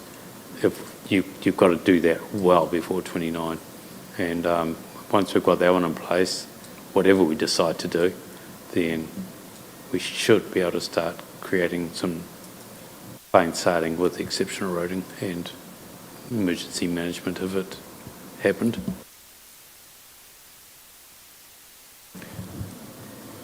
Awesome. Good feedback. Is there anyone that didn't speak that wants to add on rates capping? No? Cool. Okay, well, I've got reform to get through, and then we'll go back to the decisions, which is effectively delegate to me for final sign-off. So, yeah, reform. Go for it, Brendan. Thank you very much, Mayor Bowen. So my attempt to summarise the simplifying local government reform, as per with the rates capping, it is an exposure draft, it's high level. If it's legislated, we will get other opportunities to submit on it. Based on the feedback that's been received to date from elected members, in summary, we're saying that we support the general intent, but we specifically have questions around some of the implementation aspects. The two that I would suggest are most notable would be the timeframes, and the submission tries to outline three options in terms of timeframes for implementation and some advantages or disadvantages, and some direction from councillors on that would be appreciated. The second aspect is any role and composition and voting power in relation to the Combined Territories Board. How we've framed it up currently is that we agree with the role of a CTB and stage one and replacing the regional councillors. We do note that there is possibly a workload and capacity issue for the mayor, and build in a few options in terms of being able to make that more manageable. My view is that stage two is the quote-unquote prize. That's where the real benefits can be achieved. And I would advise, or my advice to council would be that in providing our submission to government, we should make sure that we're putting the CTB in the best possible position to deliver, a good regional reorganisation plan, and make sure that whatever the future arrangements are, set the Timaru district up for success, regardless of the existence of this current entity. Just finally, in terms of quote-unquote local say, the submission tries to reflect some of the views that were expressed in the 2024 representation review, and we're expressing our view that local involvement in decision making is important, both from a democratic perspective, but also because that's one key way of getting meaningful participation from the grassroots into decision making, and it asks government to look at various tools to possibly enable that to be to operate in different ways, particularly if we end up with amalgamation or some amalgamation. And to the Chief Executive's point, that's probably a good opportunity to link in some of that rates capping content. Very happy to receive feedback. Thank you. Thanks, Brendan. Just one I think this the lead-in introduction you've written that we're the fourth largest by population. Can you just add that we're the third largest economy in there? I think that's important. It's not all about lifestyle blocks. Someone's actually got to do the work. And then a point that I think there's an assumption that the CTBs will be given the power to make decisions, but I just think that just needs to be reinforced that they can make democratic decisions on changes affecting the reorganisation plan. And then I think one thing that we should decide and put in there is that we have at this point we have a preference around structural change, and that we do welcome structural change. I think that's important, that we're not wanting the status quo, that actually a South Canterbury Council at a minimum is something that we would welcome and strive for, and in line with perhaps government's rhetoric around driving efficiencies. But I think that's important that we do actually put that in there. And then I think it's worth us just having a quick kick around the pros and cons. We discussed a little bit earlier around, and I think we've all agreed, capacities, etc., of mayors that needs to be supported in some shape or form. But when you've got one democratic group doing reorganisation, and that conflict between another democratic group winding down effectively an organisation if this legislation goes through. And so how does that work? So as an example, I've given you previously the Mayoral Forum / what would end up being a CTB under this example would require budget, and they would be requesting, the government wants this to happen within existing budgets, they would be requiring and requesting budget from ECAN. ECAN in its own democracy could decline that budget. And so how do you manage that tension to move this forward as is the government's preference? So yes, that's fine that ECAN elected members stay, but there needs to be a tag that they enable the CTBs to do the work, or something that covers that point, because I just don't want us to get to a stalemate through annual plan processes and actually requests get denied for funding to do the work that needs to be done over the next 26, 27 calendar year effectively. So that's probably my comments.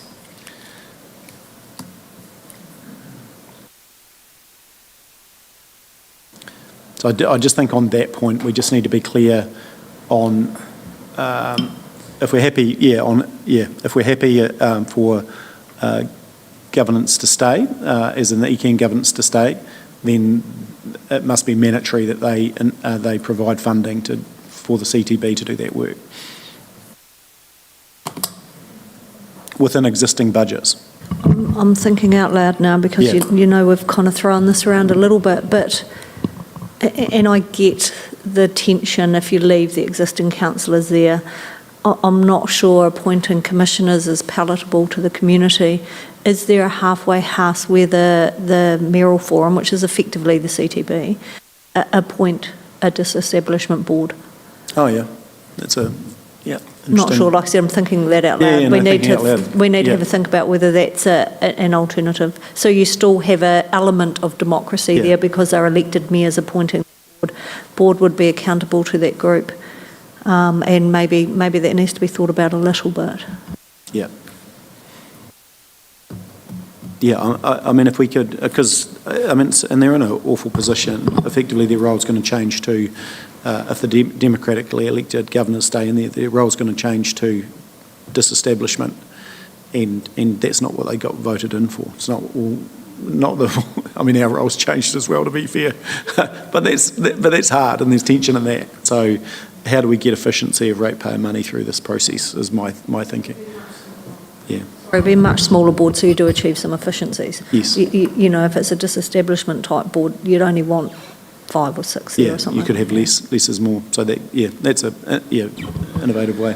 Councillor Burt. Yeah, I was just trying to read, going back when I was reading the actual proposal from the Minister Ford, and he put a thing in there, and he's clearly pointing to the fact that the alternative options for regional governance set out in the document based on was for a Crown Commissioner's model, but that would effectively give less local voice. So he's pointing it to us anyway that it's not palatable and everything. And I go back to when the region commissioners were there last time, under the existing legislation, which we know can change overnight at the moment, they wouldn't have the premise to do that at this stage, to replace them arbitrarily.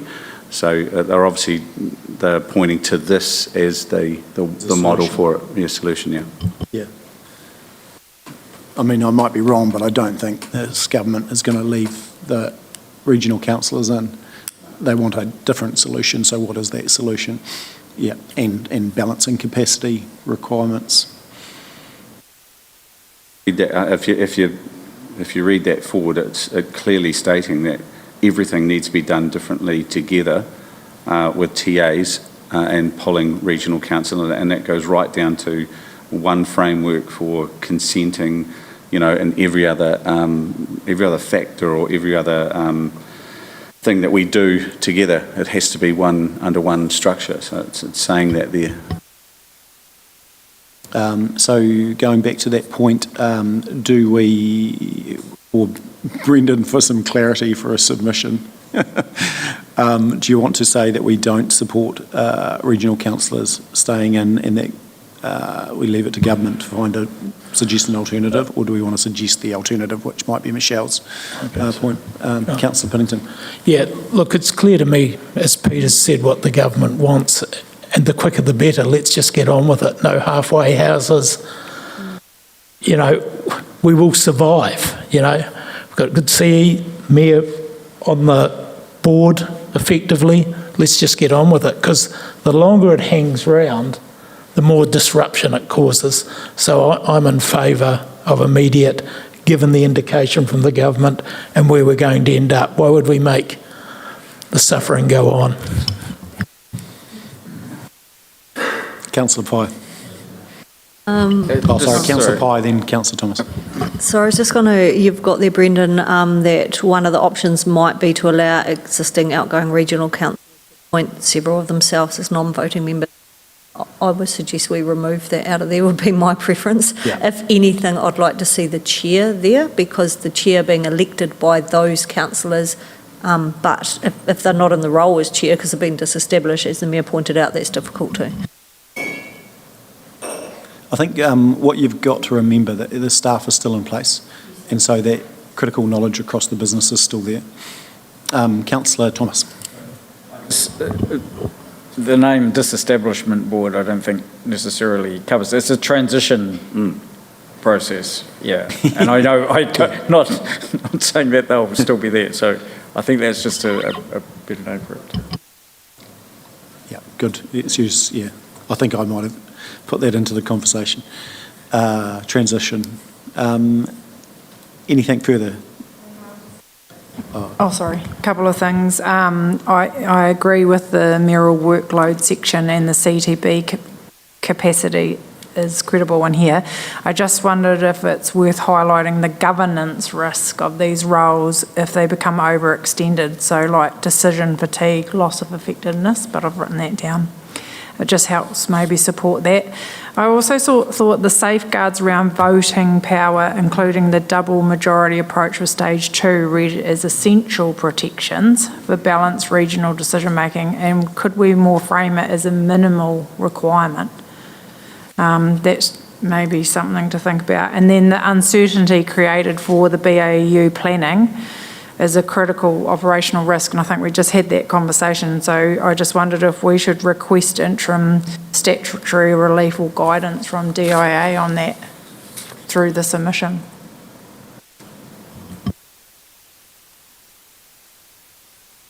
Councillor Pye. Yes, yeah, great. Yeah. Sorry, just on that voting, so initially I was thinking the double, population and numbers would work, but then it dawned on me that you would need Christchurch to agree to everything. Everything, yeah. And is that what we want? I don't know. I think would it, yeah. Sorry, no, you go, Nigel. Yeah. I might go. You go first. Then no, I think we'd be fine in that regard. But and the other option is the model that happens with voting at the likes of LG and Z, so it's proportionate across a a few metrics. It's economy, it's population, it's a few things. And so, Timaru would have got 5 and a Christchurch would have got 15 and so there's those sorts of models, but proportionality of some description. Nigel? I think there's a conflict between representation of the community and governing ECAN in this process. And I think that they're in conflict. And I think the Crown has to think about, okay, what's more important to us? Having ECAN continue to be governed, and the proxy for that is the mayors across the whole region and acting as one governance group, which means you potentially have one vote, one person. Because because if they were to bring in a commissioner in, his representation's gone out the window because it's a commissioner. Whereas this whole process now is going more into governing ECAN to get it through to its new democratic entities of whatever they're going to look like. And I think that needs to be thought through by you people, because into the submission or not. Because I think the biggest debate at the Mayoral Forum was, how do you vote? And I think that's got to be, and that's and even through the document, they don't know how to do it. But I think they're trying to have their cake and eat it while they're at it, and they need to actually put the sticks down and say, we're actually going through a transition process. So while we're transitioning, we're actually governing the entity while we reorganise. Yeah, I was just going to say, I think they're two different roles. When you're governing ECAN, it's one vote, one person. Yeah. But when you're doing the reorganisation plan, that's where you need, a different model. Yeah. Of voting. Which is what it's a real hard one, no matter what, is if you, like Christchurch City has 62% of the population, even if you give them 49%, then they only need them plus one. And so, it's a bit of it's not an easy one. And saying that, with the largest population, you'd be championing that you had a large part of the say as well, wouldn't you? So, I'm sorry, apologies, Brendan. No apologies necessary. Two things. Firstly, the submission currently, including stage 1 and support for stage 1 and stage 2, tries to say for stage 1, the BAU running of ECAN under the CTB, that we would endorse having, for example, the Local Government Commission come up with some sort of weighted model, which might be similar to LGNZ. We note the time that might take to do and would lead to some disproportionate allocation of voting power. So that's, and then for stage 2, because the reorganisation plan, there are fewer decisions to be made, there's more time to have conversations. That's where we're advocating effectively for that double lock in terms of both numerical number of TAs plus percentage. To go off script slightly, the original draft of this said perhaps we shouldn't do stage 1 at all, because if we end up binding ourselves with issues around voting power for just the BAU running of ECAN, is that then a distraction from just getting on with the regional reorganisation plan, which is, I suggest, the wider prize, and that's why that was considered as an original option. If the direction from council is that there's a clear belief that stage 1 should occur, that the benefit of the regional councillors being replaced by the CTB outweighs any cost in terms of workload, distraction from the regional reorganisation plan and the like, that's perfectly fine. We can incorporate that in the submission, but there is a trade-off there. And I also note we just need to have a conversation around timeframes as well. Thank you. Thank you, Brendan. Councillor Shannon, and then Councillor Wilson. Thank you. I thought they were very good submissions. This goes back to what the Chief Executive was talking about a little bit, that each one of these submissions refer to something that actually does talk to each other, particularly from government legislation's point of view. Quite clearly, they are happening now in this time frame because the one relies on the other to happen effectively, and that even though each submission is not on that as a whole, it didn't feel as much as though it was taking those things into account. For example, when you're looking at that representation and a clear drive towards, let's put it out there, unitaries of some sort, clearly they are to be operating under a model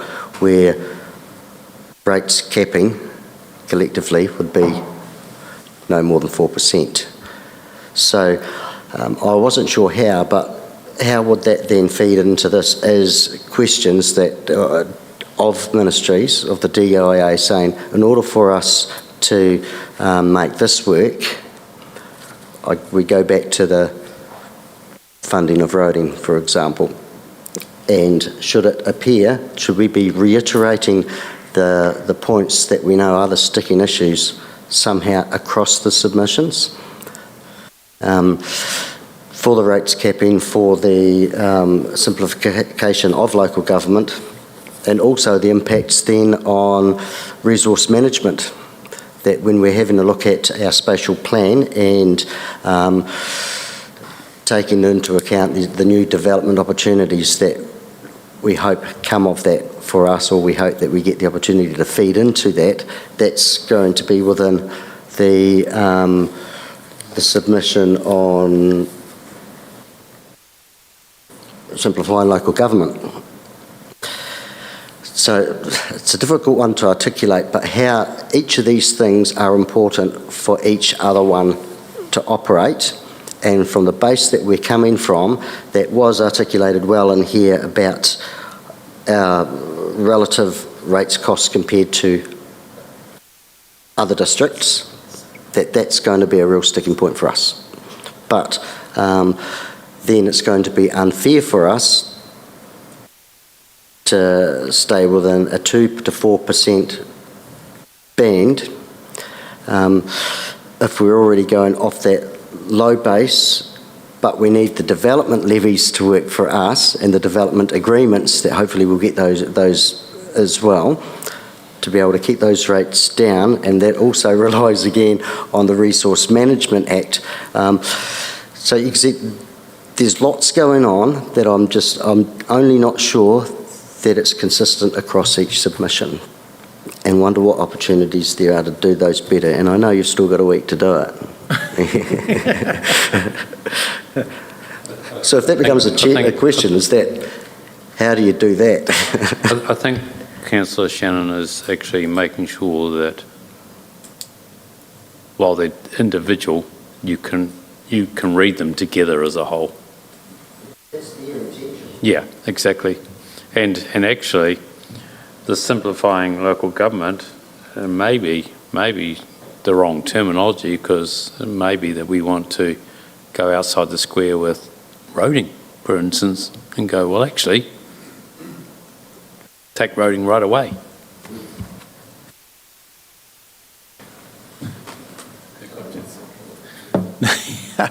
But they can't, because they need the funding revenue of the ratepayers. Where did we get to? Councillor Wilson, that's where we got to. Thank you. Thank you, Mayor Nigel. Just from past experience, when you are going through a reorganisation or a restructure, whatever term you want to use it, it's always very difficult if the affected people are still involved in and around and I will use the word hanging around the process. I don't mean to be. I don't know the individuals that you people do know. So I think, a bit like it's been said by Councillor Peating, we don't want to let the pain continue. I think we need to encourage whatever, this needs to happen. It's going to happen, so we need to speed as much as possible. But I was just thinking with regard to the composition of the CTB, because we must be mindful of the mayors, they will have staff there still. But if we had, I think it was a good suggestion before, having the current chairman of the ECAN on there, so he brings that sort of background in. But also, as I might have said in my short submission, that having a non-voting commissioner as well on that board, you're covering, because at the end of the day, I read it through several times, the government have virtually decided what they want. They've given the local input a chance through the CTTB, but they already have a plan.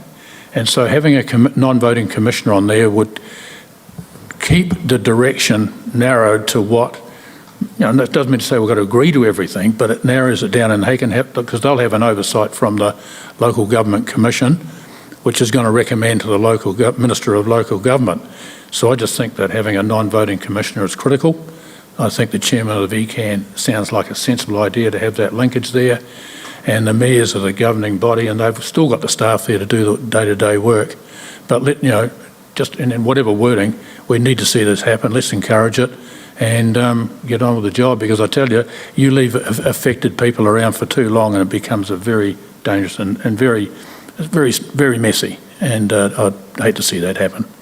So, and just on that, good thinking, the conversation around Crown Commissioner or non-voting versus Crown Observer got kicked around, and 6 of one, half a dozen of another, but the comments were from those that had them in play before, is that you have good Crown Commissioners and you have not so good Crown Commissioners, so be careful what you wish for with that government oversight.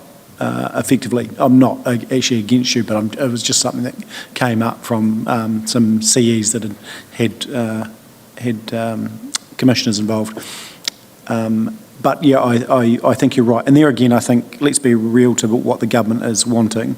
Are they going to want ECAN governance to stay in, whether it's a chair or not? I've got a lot of respect for the current chair. I'm not convinced that the government still want them in, but yeah, I mean, we need to get to a position. Brendan. Thank you. Just a clarifying question, I suppose. The submission as currently drafted says there may be benefit to appointing non-voting Crown Commissioners or LGC liaisons to ensure the development of the RRP, Regional Reorganisation Plan, that's stage 2, is undertaken in line with legislative requirements and timeframes, and which, at least in theory, smoothens the review and approval process. So if I'm hearing you correctly, Councillor Wilson, so you'd like that beefed up. But what about for non-voting Crown Commissioners or observers for stage 1, if that's, the BAU, for lack of a better term, running of the Regional Council? Am I hearing correctly that we wouldn't envisage a role for them, a Crown Commissioner in that, and bearing in mind, of course, that they cost money and we'll be the ones paying the bill? $600 an hour. And then I'm neither here nor there. There's going to be some cost to this, but I would like to drive some efficiency through it. Councillor Pye, and we need to talk about, was it timing? Yeah. I'm just wondering, should we be aligning our submission with what the Mayoral Forum submit? Because you're putting in a submission too, aren't you?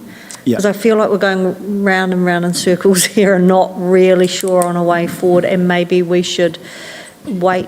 Will we get to see it? Well, you obviously see the Mayoral Forum one, because if we're not aligned to that, we've got a problem. The notes will come through, but it's not actually due to be, it'll go basically on the 20th, but we'll have a draft in the next week or so we could hold on to get that through. So the difference, though, with Mayoral Forum, generally speaking, so the focus was concentrating on the reorganisation, which was fair, but there wasn't the pushback around the ECAN governance to the same extent that we've expressed that, but potentially you would probably have some different perspectives and views from South Canterbury versus closer you get to Christchurch.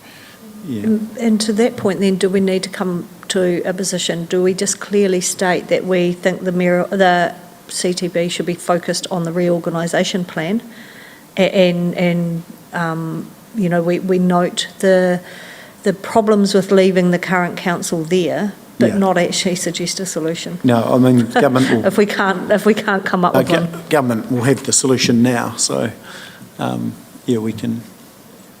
Yeah, I'd be comfortable with that. And the approach on the Mayoral Forum one was that we were going to disagree on certain points, and that those would be noted, that Timaru or Waimak or whoever disagreed on this point, but it was important that a joint submission needed to go through.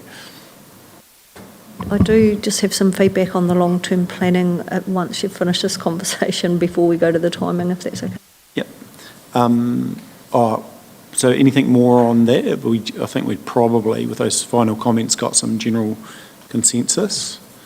So are you clear, Brendan? Is the river running a little bit turbid? I'm probably with Michelle that we don't start suggesting things, because personally I'm not for the ECAN chair, don't know them, but that's a carryover. Don't know about government commissioners as well, because they're driving it. You know, you might not get the appointment you want. Let's trust our mayors and get on with it. Yeah. My view is actually there just needs to be reprioritisation. This is the most important thing for this term of government. Let's do it and do it well. Yeah. So, timing? Sorry, Michelle first, before timing. I just think that whole section on the how can elected councillors and officers meaningfully prepare a long-term plan for a district for this period if it's unclear if the entity will exist. I feel like that needs to be beefed up quite a lot. We've put some options there, but the only option we've put in regards to the long-term planning is that we don't require amendments to be audited. I feel like I don't know, I go back to your first point on how do we prepare a long-term plan and what is the validity of it if the entity's not even going to be there.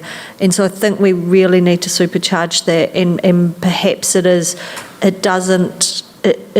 we need to do the homework in the background, but do we need to publish, consult on and have audited the final document? And maybe it's only if there's going to be major differences to our infrastructure strategy or the asset, the CapEx, that we consult with the community and leave it at that.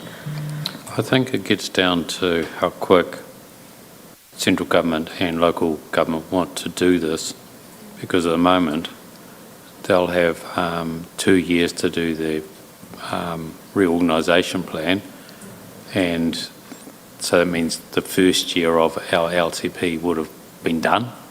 We would have worked it up, and then I would suggest you probably another year before you actually get a new entity in, so you're 2 years into your LTP and you're just about close to the third year.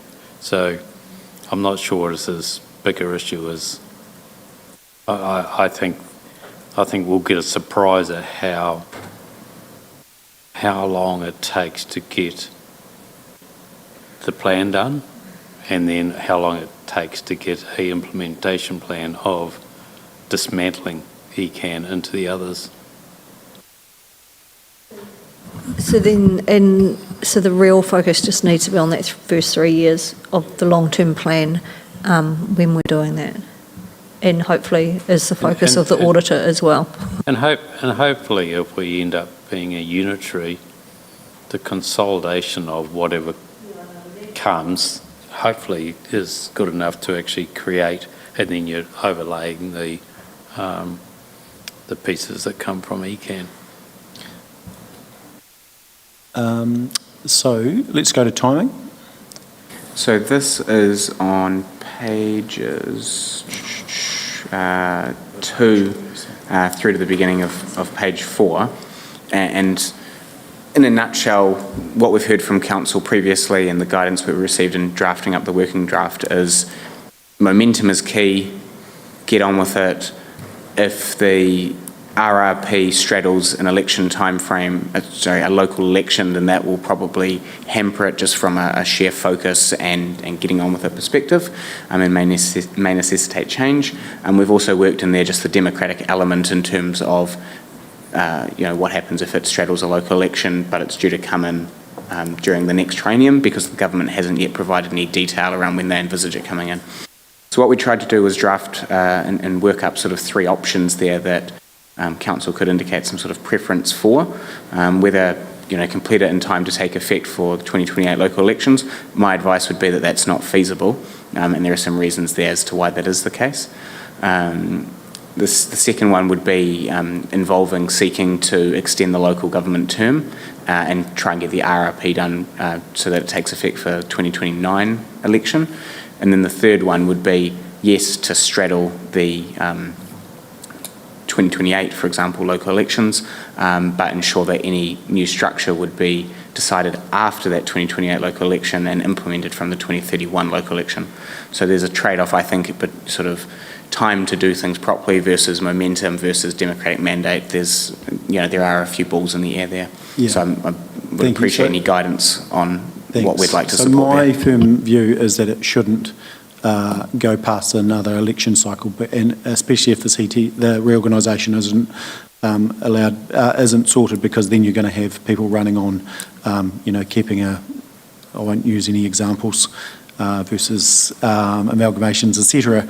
And so you can't do that. So it needs to move at pace. The question is, if there's not enough time, I think it's valid that we ask for an extension of the term to allow it. But I respectfully disagree. I think where there's a will, there's a way we can get this done. If it needs to happen, let's make it happen. But in a perfect world, you'd probably get an extension. But I don't think the world's going to be perfect. So we need to get it done in that time frame.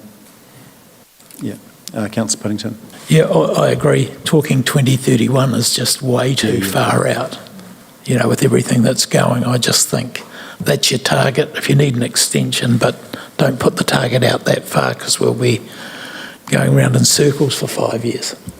I mean, the opportunity, if CTBs can get on and start that work soon through mayoral forums, the funding's allocated through regional councils, then actually, by Christmas you could, in theory, have some indication on structural changes, etc. And so, as far as the long-term planning, councils can actually start to plan, and then post-election you've got certainty, and you can, just get on and do what needs to be done. Councillor Puddington. Yeah, because you've got to remember the staff are still in place. Yeah, 100%. The operation isn't stopping, so that's kind of why I think at pace. Yeah. And there'll be tweaks at the top, but as you've pointed out, the roading budget or the budget for ECAN is huge, and most of that's Metro Christchurch, and we have our own little service here, but it's not massive numbers. So I just think box on. But the PT, rivers needs to be given some really considered thought as far as river management. But PT, we can, Susie can ring up her counterpart in Christchurch and start a conversation and bring in ECAN who have got the function now. That's not actually rocket science. You could largely move that function from ECAN into Christchurch City. Yeah. I think they've got it in a business unit. Isn't there a proposal already where they were talking about putting it out to a CCO? Yeah, so they've been doing that work to consolidate into a clear business unit, I think. So, yeah, and there again, that's a conversation for another day, but is PT a CCO with Christchurch City, or do you do it yourself? I don't know, but don't have to solve that today. See, one of the biggest parts they're going to have to deal with, which they haven't really spoken about, is that the regional council is our regulator on a number of things, and specifically water. So we know where that's tracking, and they're doing a lot of consents that they overview and are the regulator for as well. So all that whole piece would have to be dealt with very, very quickly, dismantled or folded into council in some way, because you can't have them those operating together when you've got a board of mayors sitting above that. Yeah. Alrighty, so is that enough feedback? Brendan, are you clear as mud? We'll work up, for all 4 submissions, we'll work up the feedback as best we can. And specifically in terms of the simplifying local government, we'll also wait to receive that mayoral forum submission. And other than that, we'll track any changes based on today and provide that to you, Your Worship, in due course for your final consideration and approval, and ensure that all elected members get copies once they're lodged. Yeah, cool. And if there's any high-level drafts after this, I think we just flick them around again, and if there's any feedback, send it. But as we discussed earlier, we need to move at pace for this, so Brendan doesn't require layers of feedback. And also just noting the helpful complication that they've got different submission dates. So for example, the rates capping one is due on the 4th of February. So let's just say for argument's sake that something came from the Mural Forum submission on simplifying local government after that date that might have been pertinent to rates capping. Well, obviously we won't be able to reflect that in our rates capping submission. So there is a degree of a dependency between these, but also, the government's given us a structure whereby they're wanting us to submit on them individually, so we'll just manage that as best we can. Yeah. It is the Crispiship Masterclass, isn't it, of how to do reform. So let's move back to page 78, which is the recommendation. So number 1, receive the 4 draft submissions. 2, provide feedback, which we've done. And then 3, delegate authority for the Mayor to approve the final submissions for lodging. Is everyone comfortable with that? Can I have a mover and a seconder? Thank you, Councillor Shannon. Councillor Wilson. No further discussion. Put the motion. All those in favour, please say aye. Against, carried. Getting used to this new format, so we are due to take a break, so we'll have half an hour now and back at 1:10. Apologise to officers that are waiting, and I think what we might do, Megan, in future, I'll have a chat to you and we'll try and allocate some timings just so officers aren't waiting, and we'll move some agenda items in and around that, but I'll talk offline on that. So we'll adjourn now till 1:10. Thank you.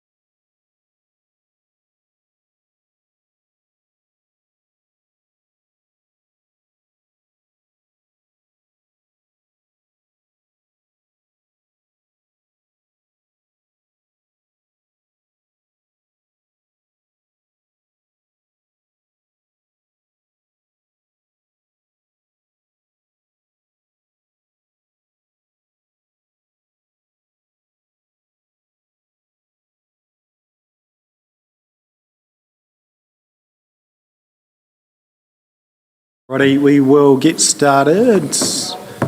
Righty, welcome back everybody. We will now go to item 8.7, and that is update on implementing water service delivery plan, and I'll ask the executive to talk to this paper. And just to the conversation earlier, we still have a strategic position as we need to step through the water, so let's just be mindful of that.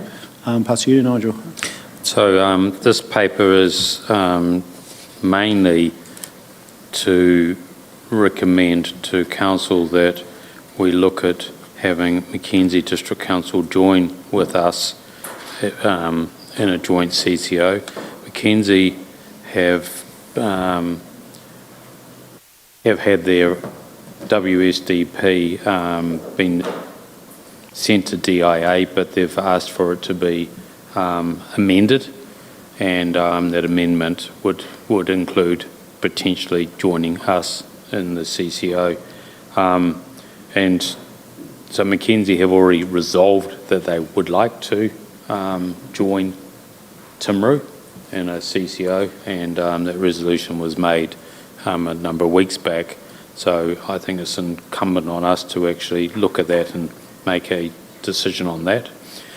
We are also working with other councils, particularly Waitaki, who has to submit a water service delivery plan at the end of June. So they're looking at where they go in terms of their water service delivery, and that brings Waitaki and Southern Waters into a conversation and a decision to be made before the 31st of March by ourselves and those other councillors. We're also looking at establishing a council steering group meeting, and the nominations for Mayor Bowen and Councillor Wilson to be part of that steering group, which would be to look at options with Waitaki and Mackenzie to work out what those various options look like. So that's the main focus of this. The report actually is also established to look at a number of where we've been in the past and potentially where we're going, and also where a number of the water service delivery plans have gotten to. It's also done in the context of what is practical to be done in the timeframes that we've got to set up our CCO, or to be working with another potential CCO in the future. The Mackenzie, in the attachments, you can see there's one-page summaries of the various different councils. Those are on public. They're public. They're on the DIA website, and for this decision with Timaru District Council and for Mackenzie, it shows that the affordability and growth for the two councils is very similar, and that is, there's a graph there that shows an orange line, which is the national LTB average, excluding water care, sorry, and then the blue line is where those councils are at in terms of the affordability and growth of their water services. Slight difference between Timaru and Mackenzie in that it has all three waters in this particular document, whereas we've only got the two. The financing, FFO to net debt, is the measure that the LGFA will actually look at us in terms of managing the debts, but the page 97 has got the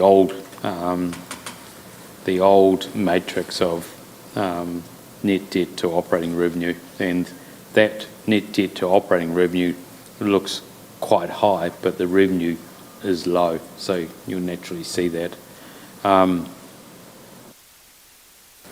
We think that given the size of Mackenzie and the size of Timaru, we're we're natural partners, and I don't think it makes a lot of financial differences for the two of us. What it will do is actually it will assist Mackenzie with a bigger council with them. We are working through the steering group with these other councils, but that is for another day. Cool, thank you. So I think if we start on what this is asking and what it's not asking, you look to the resolutions, agree to establish a joint water organisation with Mackenzie and potentially others, and agree that the circumstances, the following are reasonably practicable options. There's still a little bit of work to do, and that they're reasonably practicable within that time frame of the 31st of March. So I think if we just sort of keep to the essence of the resolutions, we can probably get to a decision relatively quickly. So I'll throw to the floor now. Is there any questions specifically for the Chief Executive, Councillor Pinnington? Can I just comment on our neighbours? Yeah, okay. of course. Yeah. Yeah, look, it makes total sense with Mackenzie and with the wider government talk of amalgamation to go with them. And happy, actually, if that's as far as we go at this stage. Been a lot of pressure on water, a lot of discussion. We haven't seen where it's all landed yet, and I don't want to be pushed into a decision that we might regret in 6 or 12 months. In saying that, if Waitaki were keen to come with the Waitaki River, makes geographical sense to them, but I still have the feeling we're Canterbury, and like I say, with the changes coming both to ECAN and proposal amalgamations, I struggle a wee bit with Southern Waters, to be honest. Yep, cool. Anyone else as far as wanting to make commentary? I think, as sort of alluded to, it's not holding us to anything. I still think there's a value in Councillor Wilson and myself potentially attending some meetings in the short term, but we'll be conscious of the time that we invest in that, knowing the council's position. Councillor Pye. I just think it's really important to highlight the practicable options, and it's not excluding any other councils going forward. It's just to get to a decision by the 31st of March, 100%. Given the pre-work we've done with these councils already. Yeah. They're the only ones that we will be able to land by then, and still open to working with other councils should they desire. Totally, and relative to context in the reform environment, etc. as well. I think the government's position was always that over time, more councils would likely come together if they saw the benefit or not. Cool. So, Councillor Scott. I'm on similar vein to everyone else. I'm incredibly supportive of Mackenzie District Council. I think that makes absolute sense. And I would welcome the engagement with Waitaki District Council. Yeah. And I wonder if that's our focus and our staged approach at this time to get us to the 31st of March and really engage in those conversations. So that's where I sit at the moment. Cool. Anyone else, or otherwise I'm comfortable as far as level of comfort. Councillor Wilson, are you comfortable with those resolutions since your name's part of them? As far as that direction for us? Yes, I am, and I'm also conscious that I'm still a new boy here, and I know that the other councillors have had a lot more background to it. I think that probably there may be an advantage having some new thinking. I'm not discrediting anything up to date. And I don't know whether it'll be worth anything, but I have a pretty close association in North Otago. I'll use that as much as I can if that's the help, but at the end of the day, that's not really the issue. Is it the right thing to do? I'm excited to be offered the opportunity to be part of the discussion.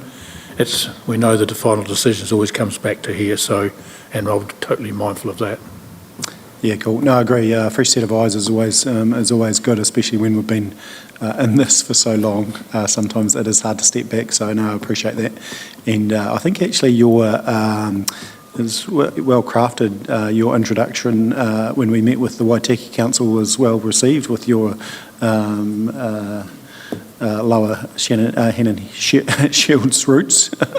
Well done. So any further commentary? Otherwise, Councillor Thomas, have you got your...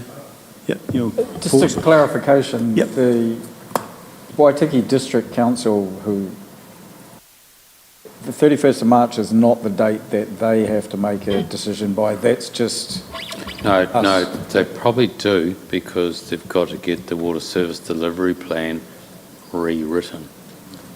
And it's got to be submitted by June, so there's still quite a bit of work to be done. So is that we would also have to do that? No. No? No, This is it's written just, and just accepted. that. Okay, yeah, okay. Yeah.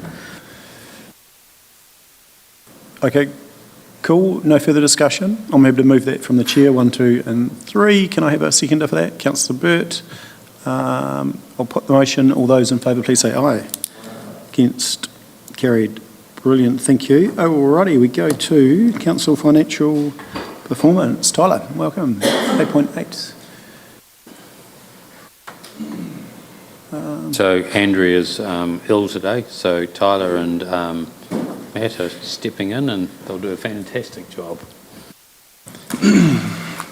Floor's yours. Good afternoon. Thank you.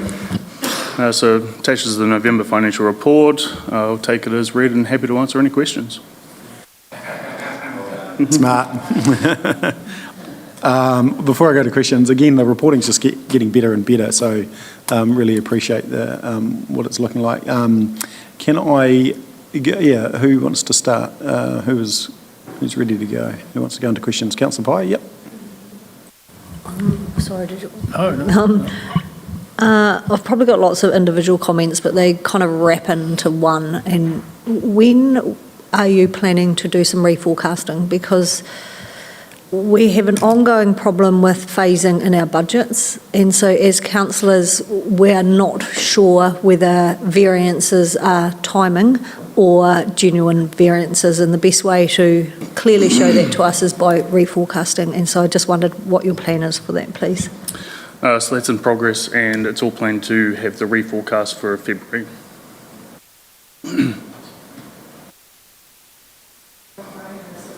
A similar question to that, and it was around the CapEx underspend, and my question was around how much is now at risk of slipping into the next financial year, and what is realistic delivery confidence by the project. So I just wondered, we're starting to slip on delivery, so I just wondered if there was any views, or will that be sort of presented in the reforecast? Yes, it will. Yeah, okay, awesome.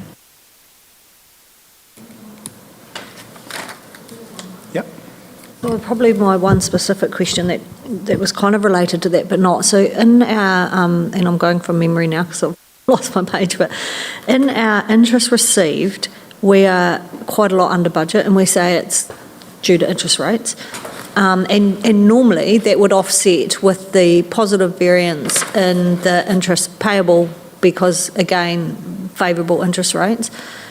But this year it doesn't look like they're really going to offset each other. It looks like there's a suggestion there from memory that later in the year when we have some maturities, our interest expense will be closer to budget than what it looks like now, yet we don't have the same commentary on the interest received, and I'm worried that where those two have offset each other in the past, they won't this year, and that will create a hole for us. Possibly, yes. So the finance expense is expected to go up when we increase borrowings this year, but there won't be any kind of increased lending, but we can look into that further. Be really good in the forecasting, because that does kind of raise a flag for me that maybe we do have a hole there that we didn't anticipate. Cool.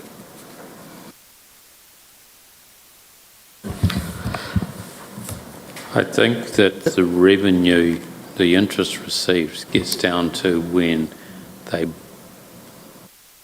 draw down borrowings as well, because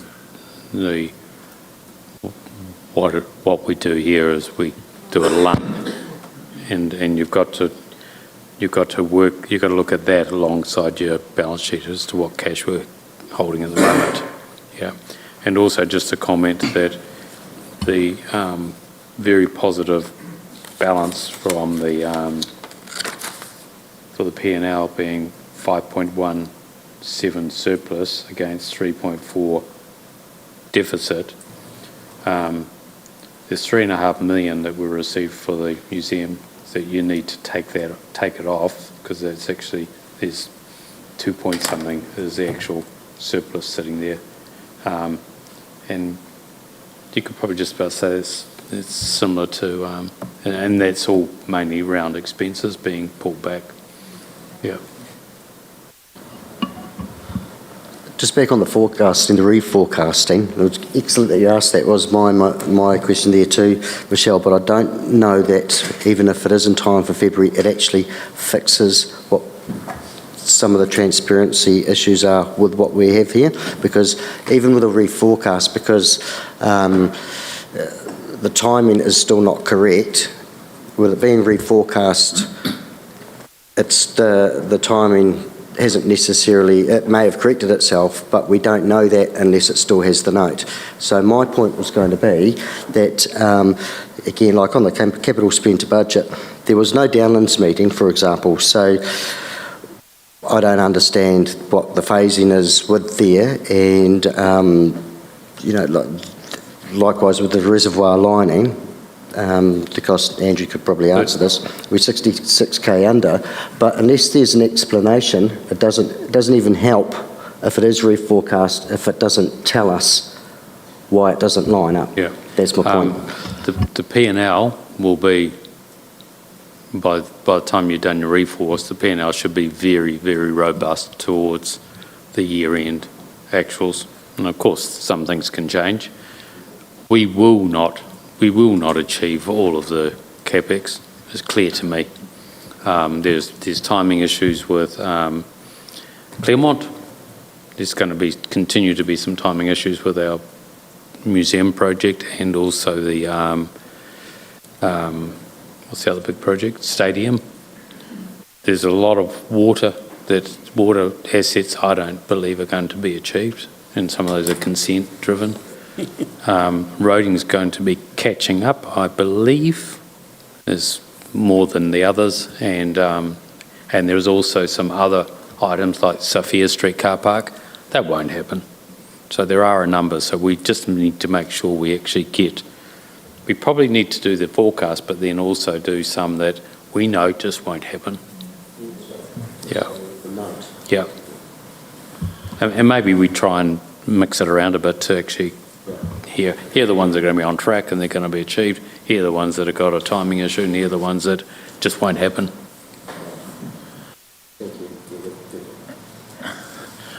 Kind of Groundhog Day in some way on the capital projects. I'm just wondering if there's a better way to report to us on them, as in both financially and where they're at, because if we're not doing some things, we need to know that.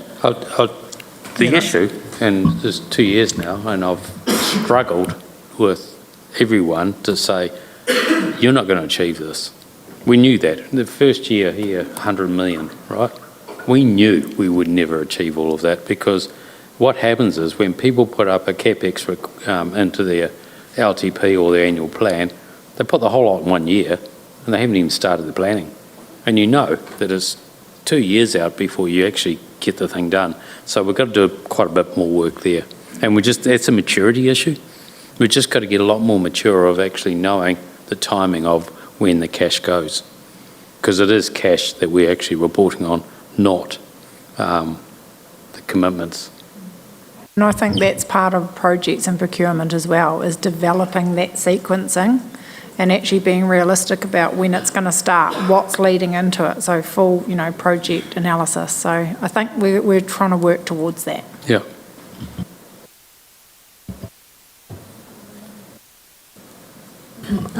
This is actually a question for the CE. So just going back to this reforecasting, what decisions do you and your senior leadership team then make if we show that our reforecast shows we're going to be potentially over budget?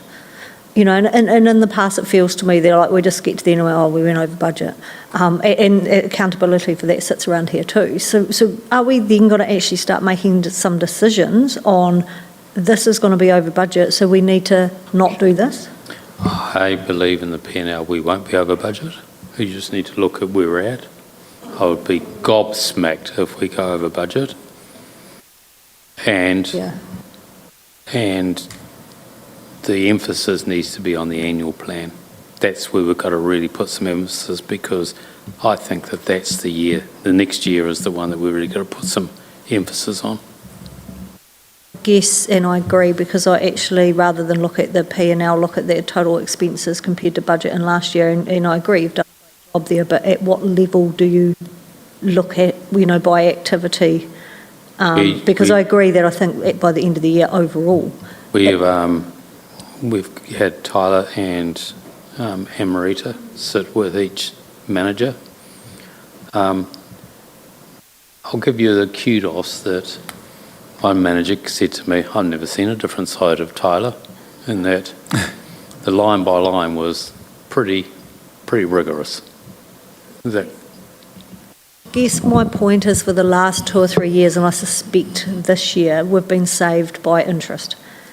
But that doesn't. But that would indicate that we may still have been over budget in every other activity. And my point is, we should be trying to meet budget in every activity. That's right. Yeah. Yeah, I agree.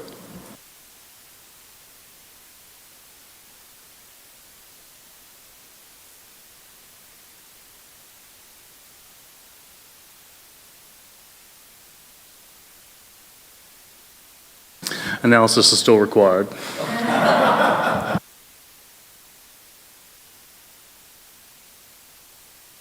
Fantastic. Further questions? Otherwise, we'll keep moving on. Happy to move. Thank you, Councillor Pye. Second it, Councillor Burt. Thanks, team, for that work. Really appreciate that. We'll put the motion. All those in favour, please say aye. Against? Carried. Thank you. So I've got bad debts now on page 120. Go for it. Yeah, probably two key figures in the bad debts, but there's nothing significant or material that from previous meetings. First figure on 0.4, that's the amount, 73,000. That's the amount that we got with collection agencies, TMC. And the second figure, 19,000 or 20,000, that's what we're written off this year. Half of that's pretty much building consent driven, with refusal for consents and withdrawals type of stuff. So if anyone has any questions, but that's pretty minor on that. Yep. Councillor Piddington. No names there, but there are some repeat offenders, say, at the library. Do we still lend them books? More than I can tell you, actually. I don't know the names, so there's names. But No, but and it's occasionally the same in animal control and other things. So we can talk about that in the next version, if you like. But it was just for the public to know. Fair point, sorry.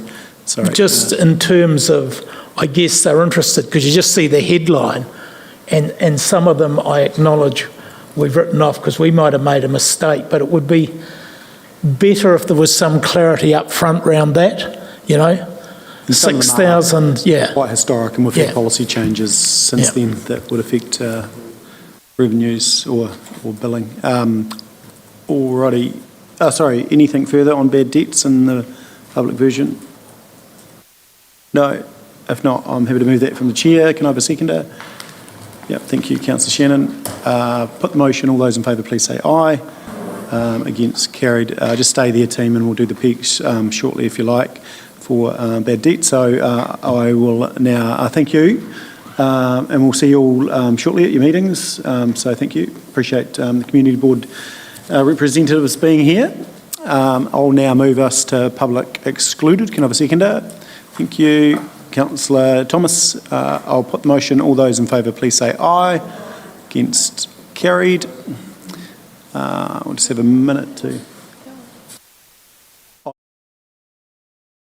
that Paul Haggith from Team Projects be permitted to remain at this meeting for item 12.5, and also we have Craig O'Connor for item 12.4.